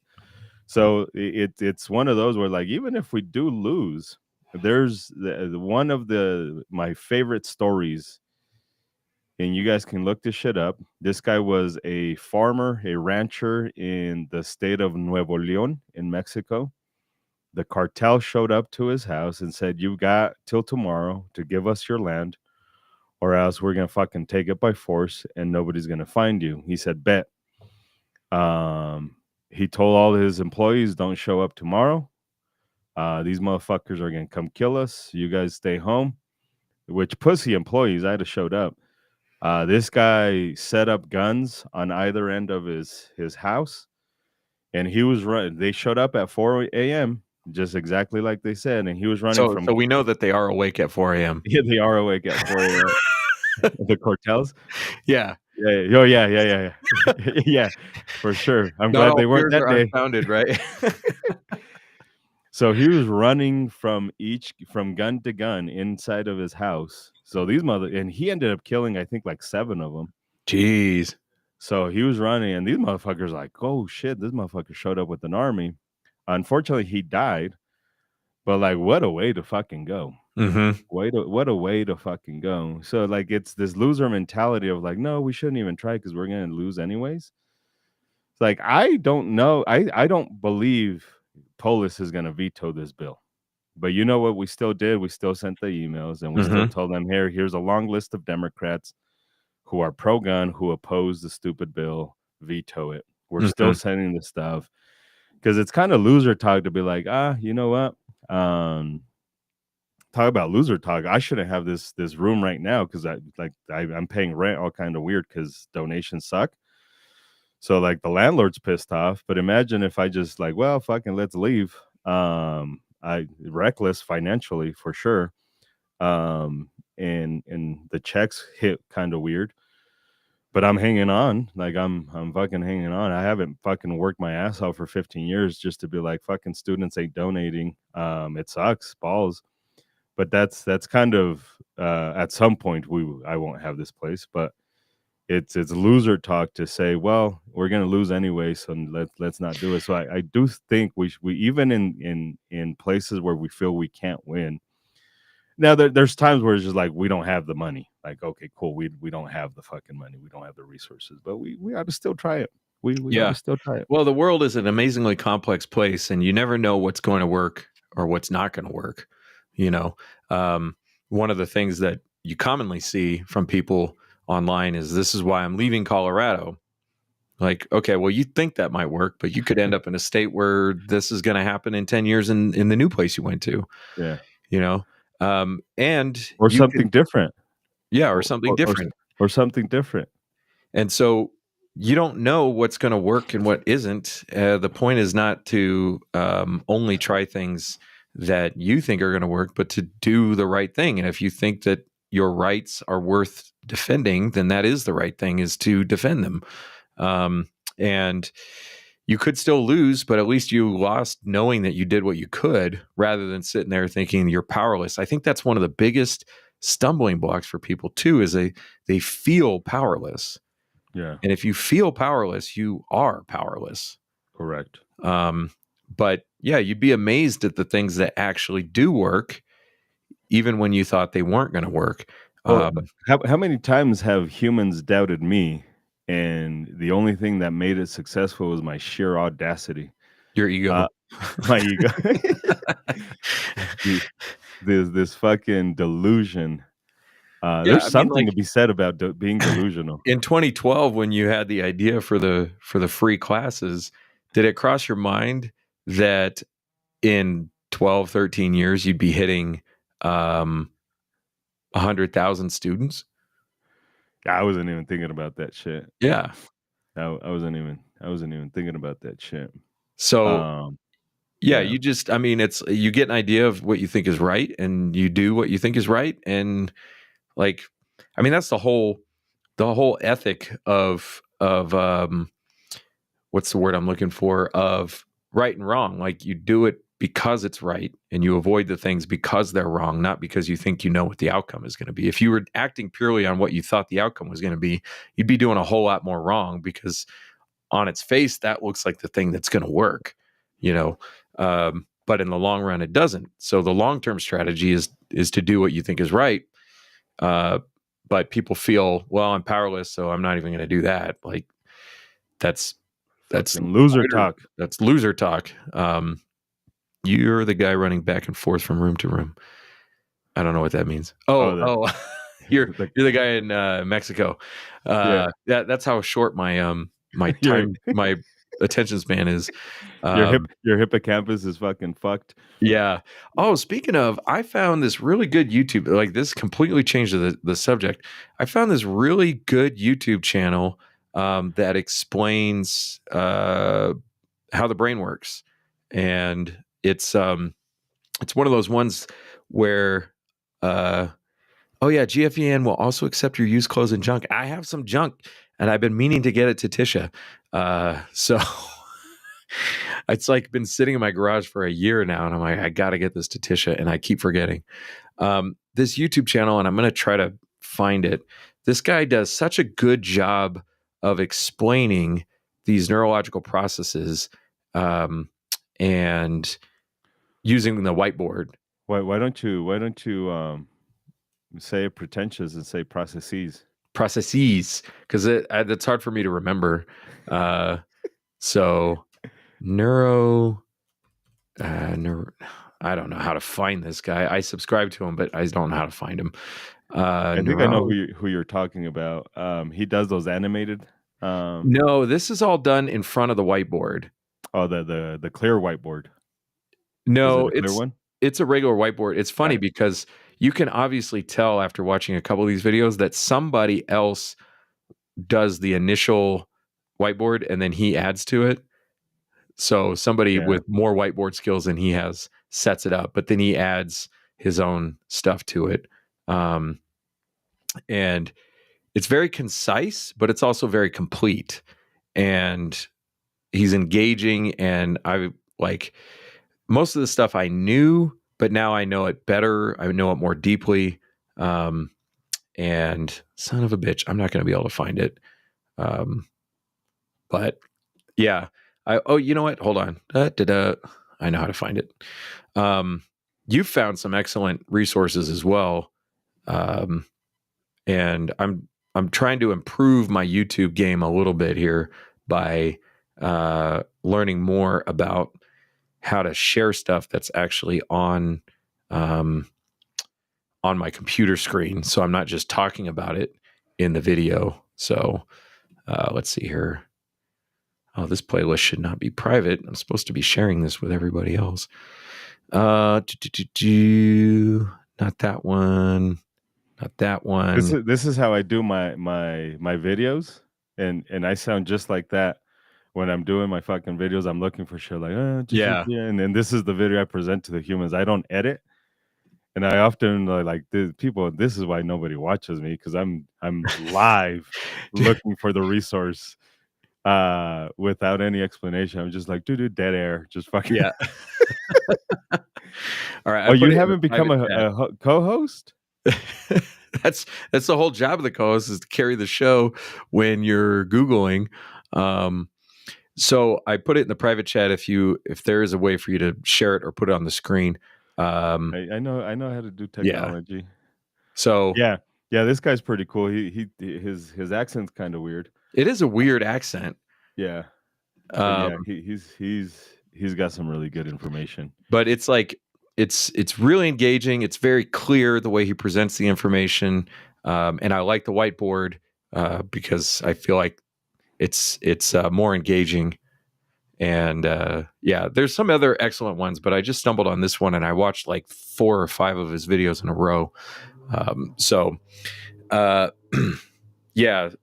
Was there anything else that you had been thinking about in the last 6 weeks or so? No, not really. I mean, it's that I think we need to get away from humans who do shit just for internet clout. Mm-hmm. And there's a big difference between let's learn how to manipulate the mainstream media, even if it's the local mainstream media, to push out our message, and then there's humans who do shit just for internet clout. In Colorado, we have a few that just do it just for internet clout. And then once there's because you're going to see it as soon as this legislative session ends, you won't see them anymore until something else pops up, and then they'll have their titties out, and they're like, "Look at me, I'm fighting for your gun rights." And then obviously it's my intelligence you're following, not my titties, and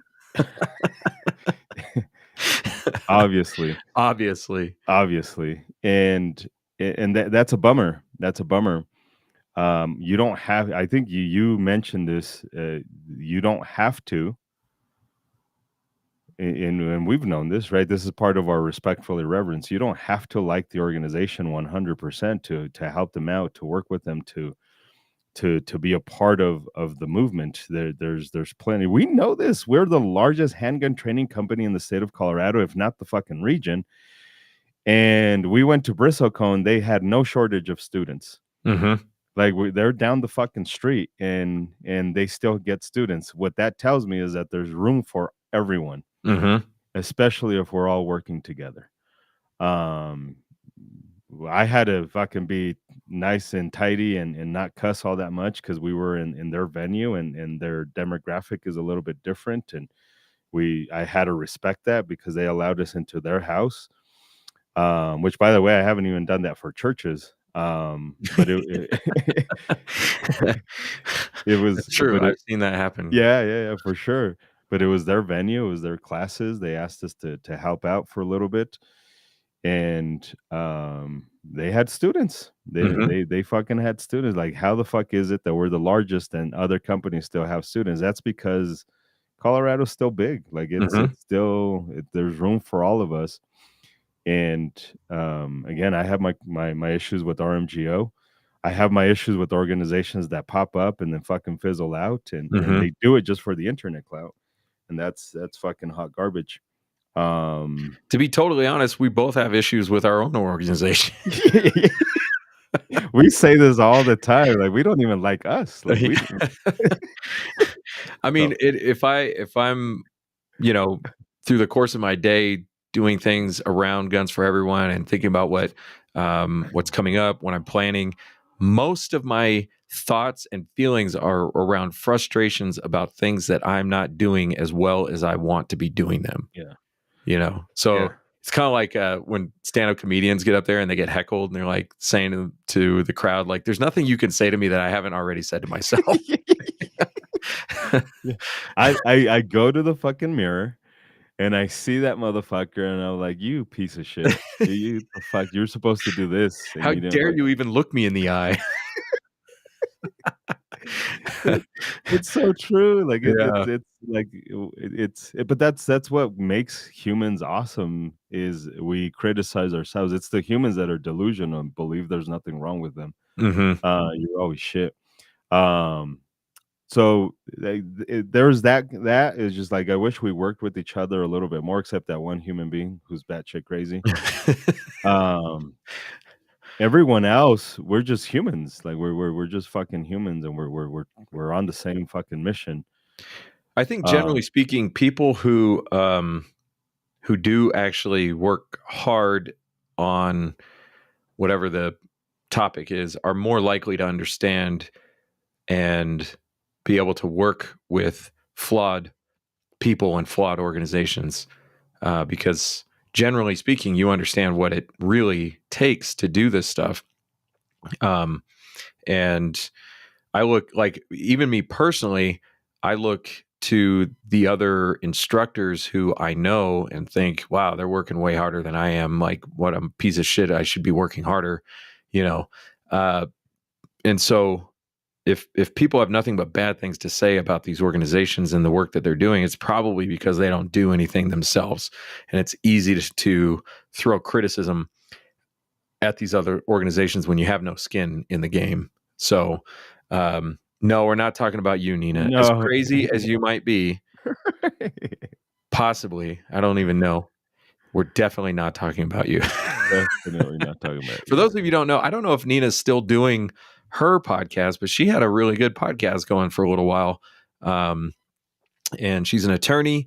And yeah, so The when I, the guy that used to help her do her podcast, oh, that dude is fucking awesome. That I mean, her podcast was good. but the Uh, producer that was the was producer is was an outstanding is a human being. fucking outstanding human Um, being. yeah.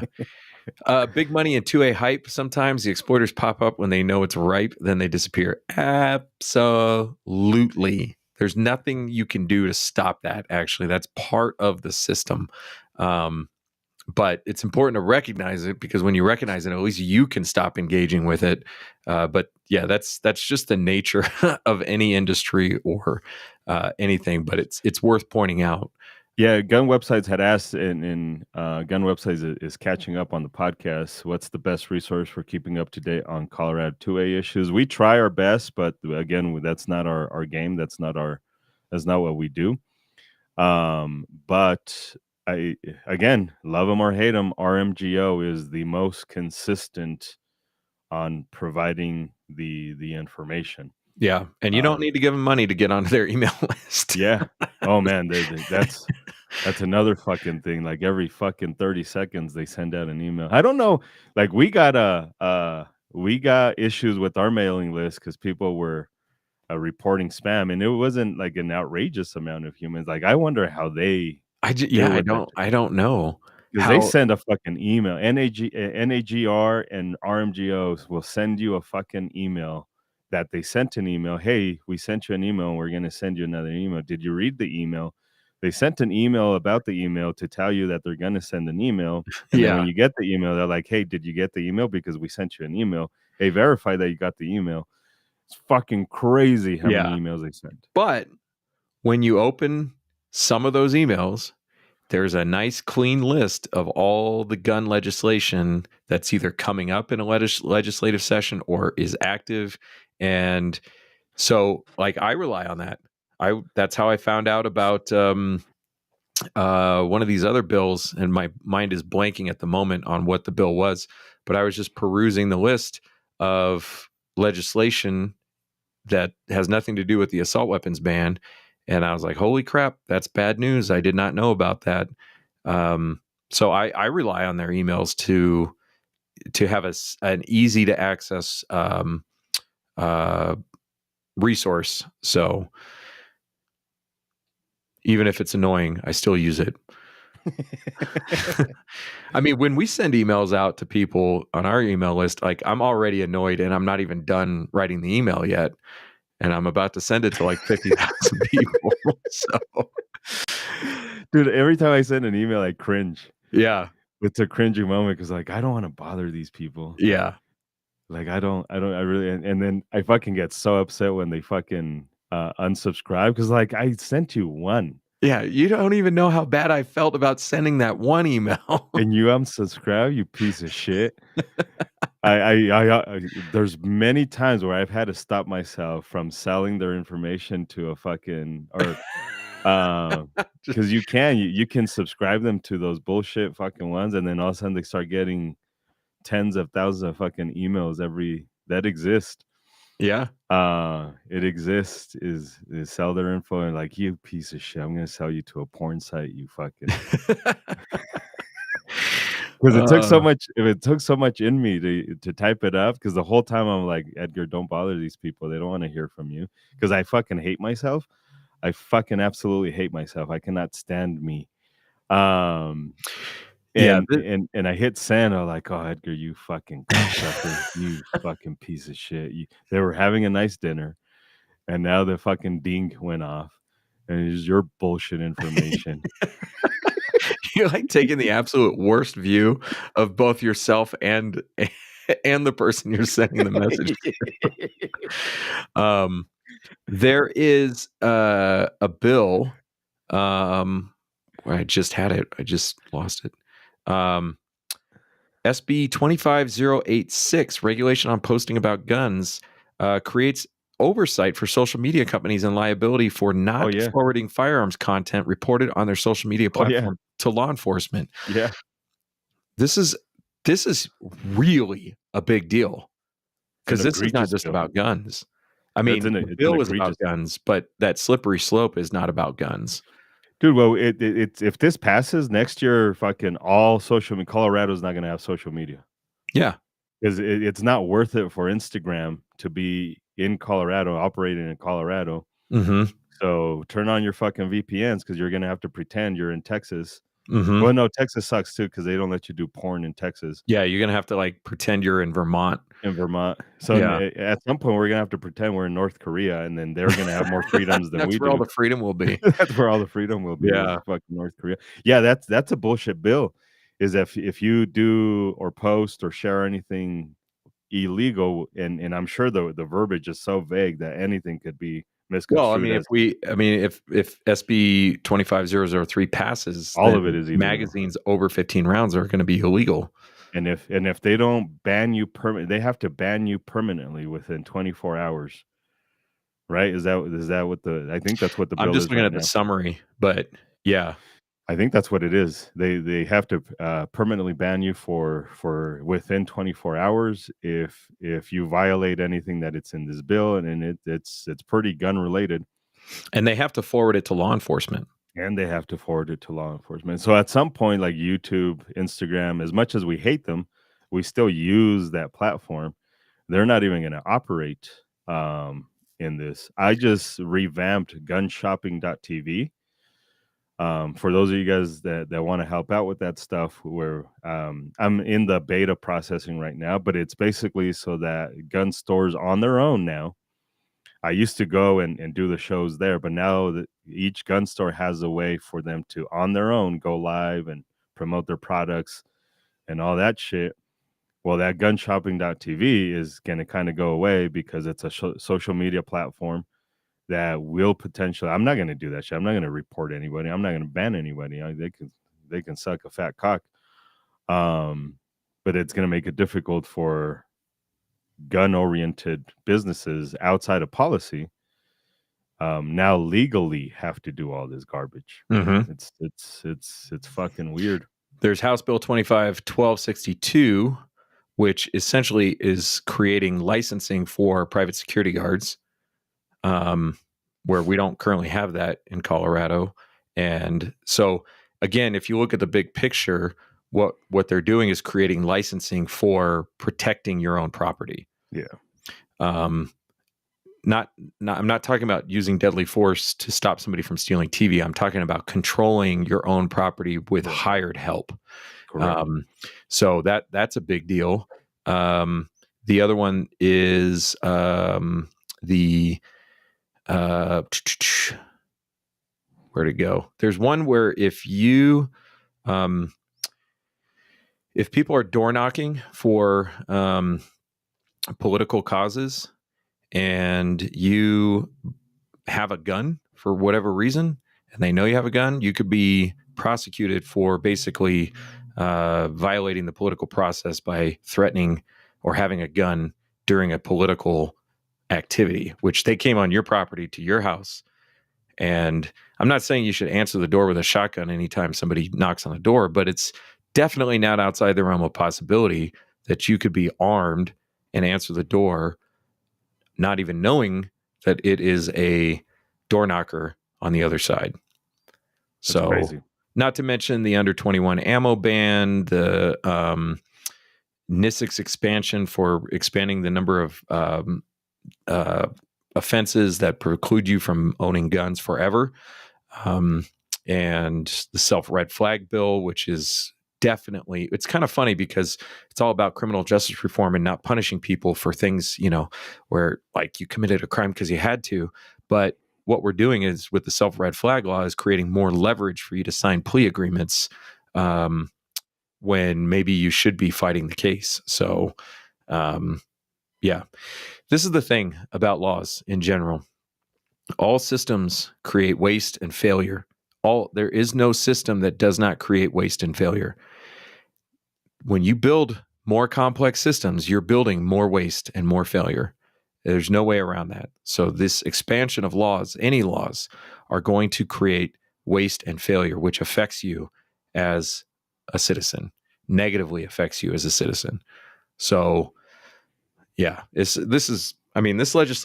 legislative session is definitely worse than the last one, but I foresee it being worse next year. So, yeah, it's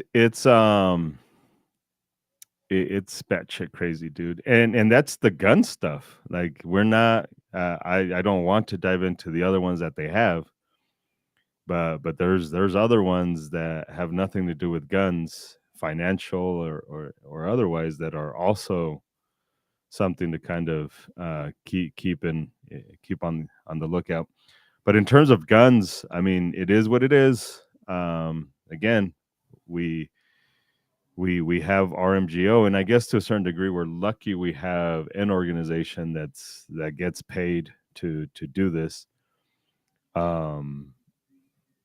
Because it's tough to keep up with all of this shit. I on my own couldn't find all of those bills and then read through all of them, and then still run classes, and then still update our website, and then still deal with students and all that shit. So it's tough.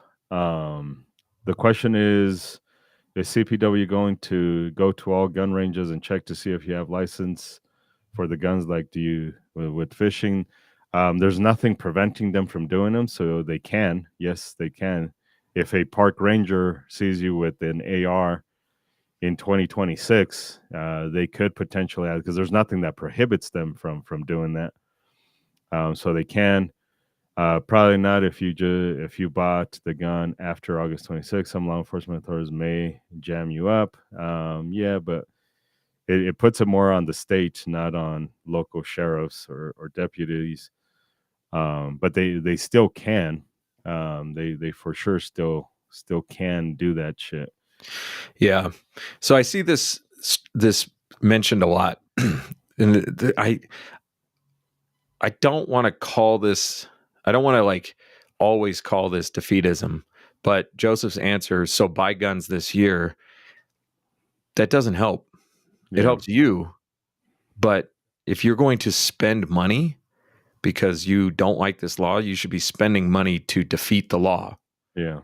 You know, I mean, I know everybody's going to do it. I'm going to do it. I'm probably going to go buy a gun or two before the law passes, just to save myself the headache. But like making that the answer is that's what I have a problem with. So I'm going to wait till next year, and then I'm going to go to one of our neighboring states where private sales are legal, and then there's no record, there's no any of that shit, and then like I just bought myself an AR while that law was a law, and I brought it back to the state of Colorado.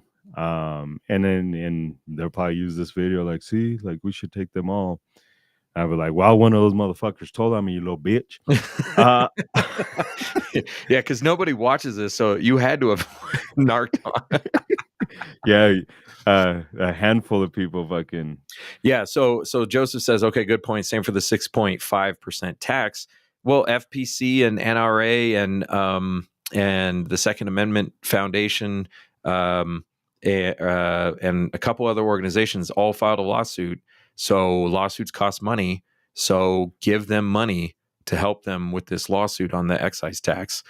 So, I mean, I don't want anybody telling me I can't buy any guns, but I'm definitely in a position where I don't need to buy any. And so if it comes down to which dollar I'm going to spend, that money, I should be spending that money to support the lawsuits and to support the organizations that are mobilizing action. You know, I kind of see it as like every man for themselves jumping off the Titanic, you know, when like you could help other people before you drown, you know. Correct. So yeah, I mean, I get it. It's basic human nature. I'm not going to cry myself to sleep about this. It's just like when the attitude is get mine while I can. And like, well, no, we need help to stop this stuff from happening in the first place. So yeah. And then you can go to Wyoming and buy whatever you want. Correct. After the law passes. And even that, right? Like it doesn't help the cause because it's if we all do it in secret. You and I, we did a caravan and only 4 fucking people showed up. Only 4 human. We drove really fast in an Infinity G35. G35, is that what it was? We were in the FX35. FX35. Yeah. And we were driving really fucking fast up to Wyoming to go buy some magazines, only to illustrate the point. Like, this is how bullshit your law is.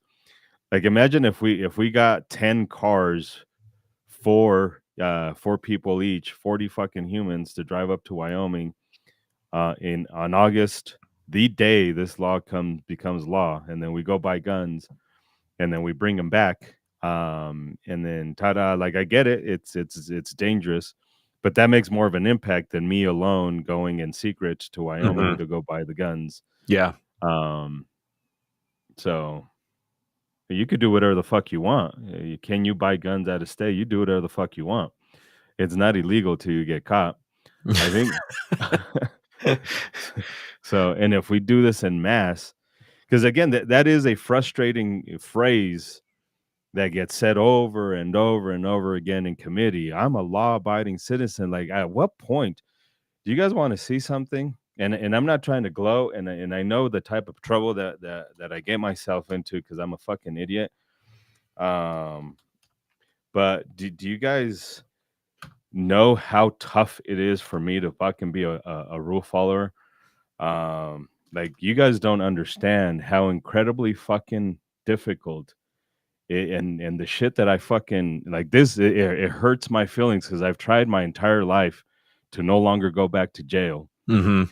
And every time these fucking laws pass, I'm like, why am I working so hard to not be a fucking criminal? Why am I working so fucking, it's tough.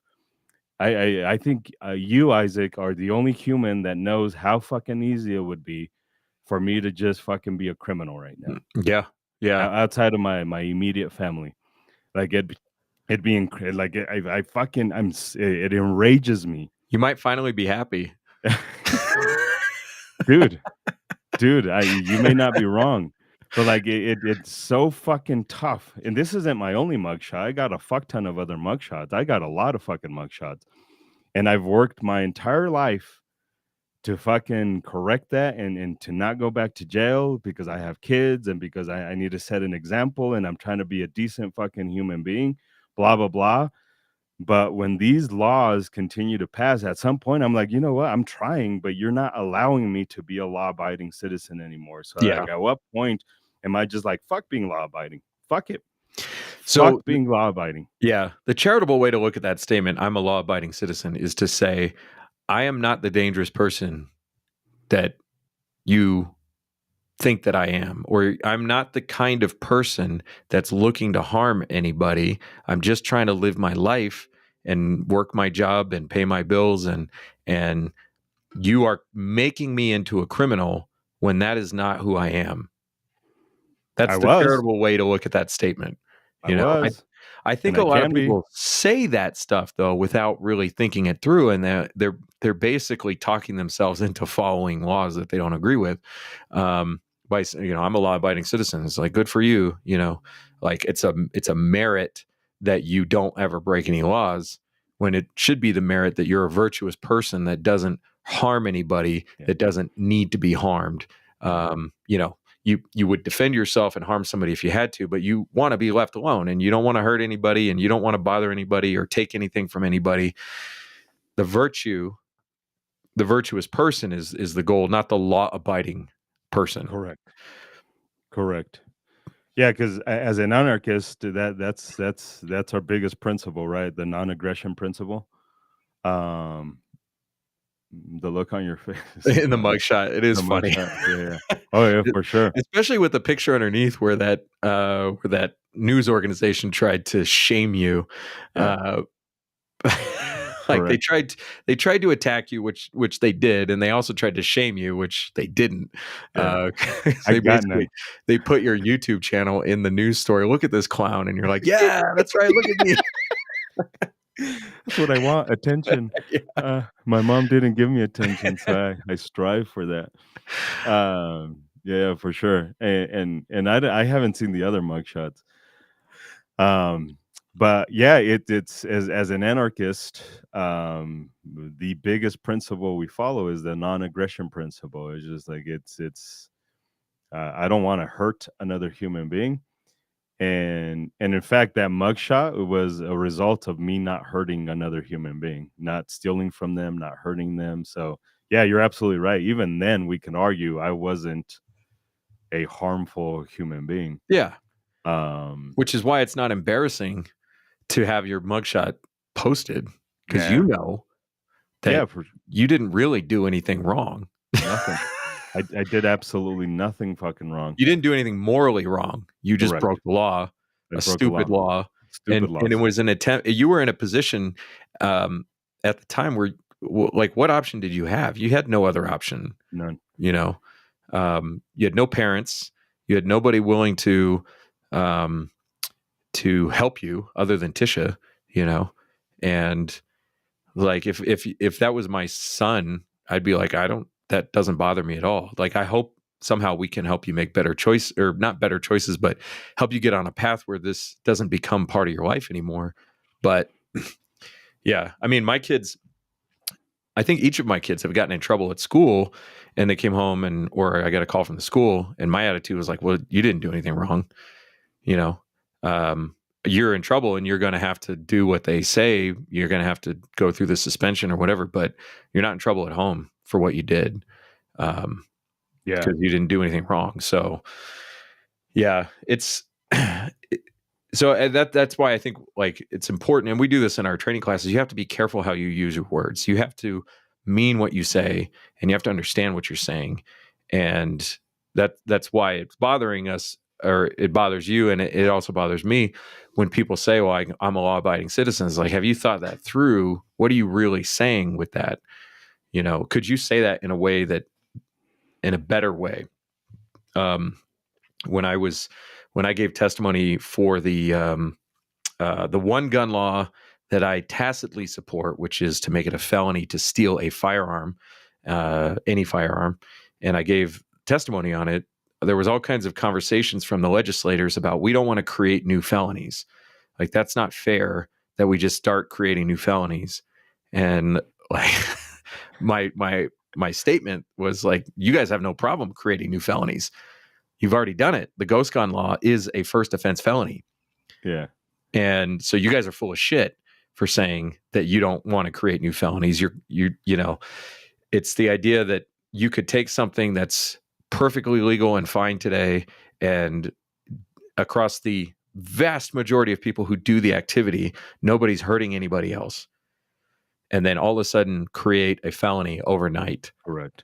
That requires you, in order to follow the new law, to pay or to surrender property to not be a felon anymore.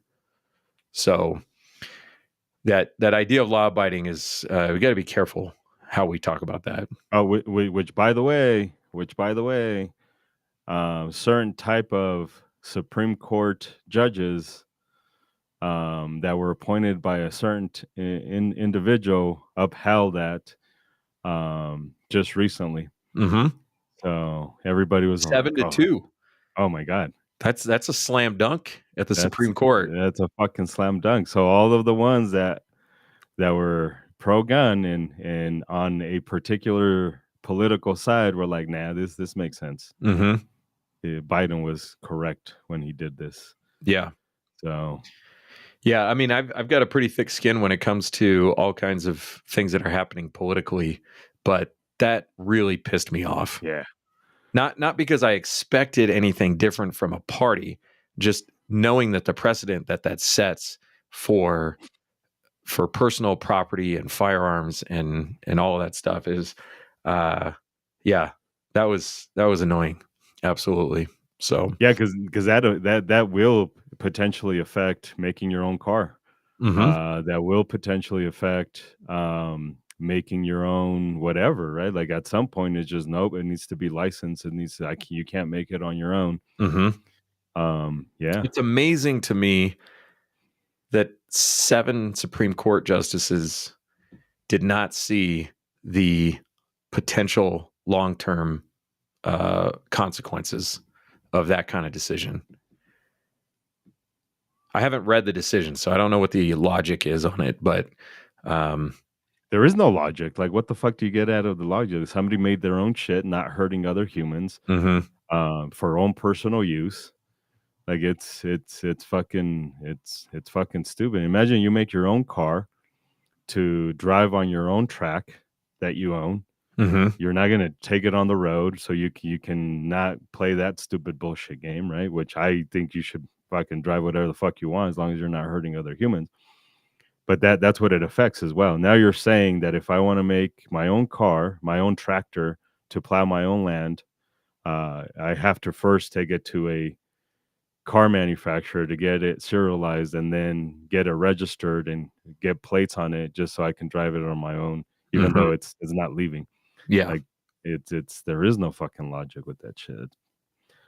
Garbage. All right. Well, I have definitely hit the end of my bladder control. So after drinking this giant quart, or I don't even know how many this is. Dribble. It's a big one. Dribble. So, it's a liter, 1 liter. All right. What do we got coming up? We got the lawsuit, gunsforeveryone.com/legal-fund to support the concealed carry training lawsuit effort. We are also raffling off something that on a live stream, apparently I'm not allowed to touch or show, but there is a very valuable item available in a raffle right now. Very hard to get and beautiful piece of metal and plastic. So check that out. We got classes. It's got plastic on it? The stock. Oh, you swapped it out. It's not wood? No. No, Cody swapped it out, not me.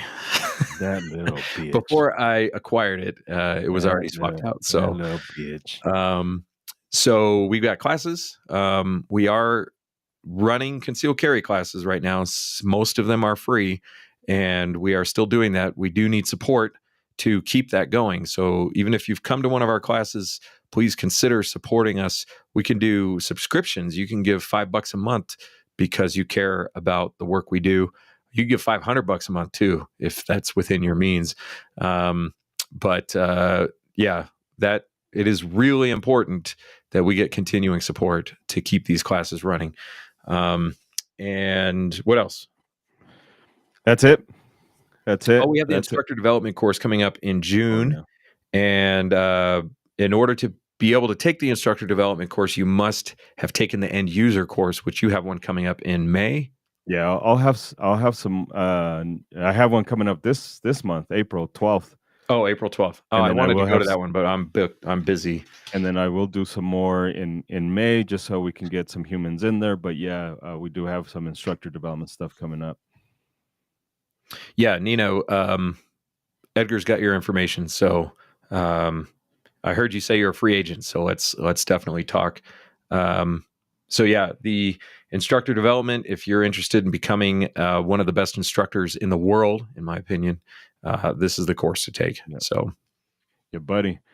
Appreciate you guys hanging out. Appreciate you guys listening. Share it. I'm sure one or two of you guys are moles and you're going to misconstrue everything we just said, because that's just what you do. Because like the other stuff, the other one, I had several people like, well, you were talking shit about RMGO and We the People. Like, no, not even a little bit.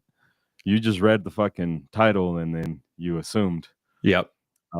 You assumed. So, Speaking of moles, I've started telling everybody in my classes that I have to follow all of these stipulations of the law in case any of them happen to be undercover cops. yeah, And everybody laughs, and then I say, I'm not joking. I'm not joking. That already happened. You a little bitch. So yeah, I appreciate you guys coming on the podcast. Thanks for all the comments, and there wasn't much questions, but still always appreciate the comments. That helps us out a lot. Tell your friends about the podcast. We don't get paid for this, so your sharing and all that stuff makes my feelings better. Also donating. Also donating helps us out. So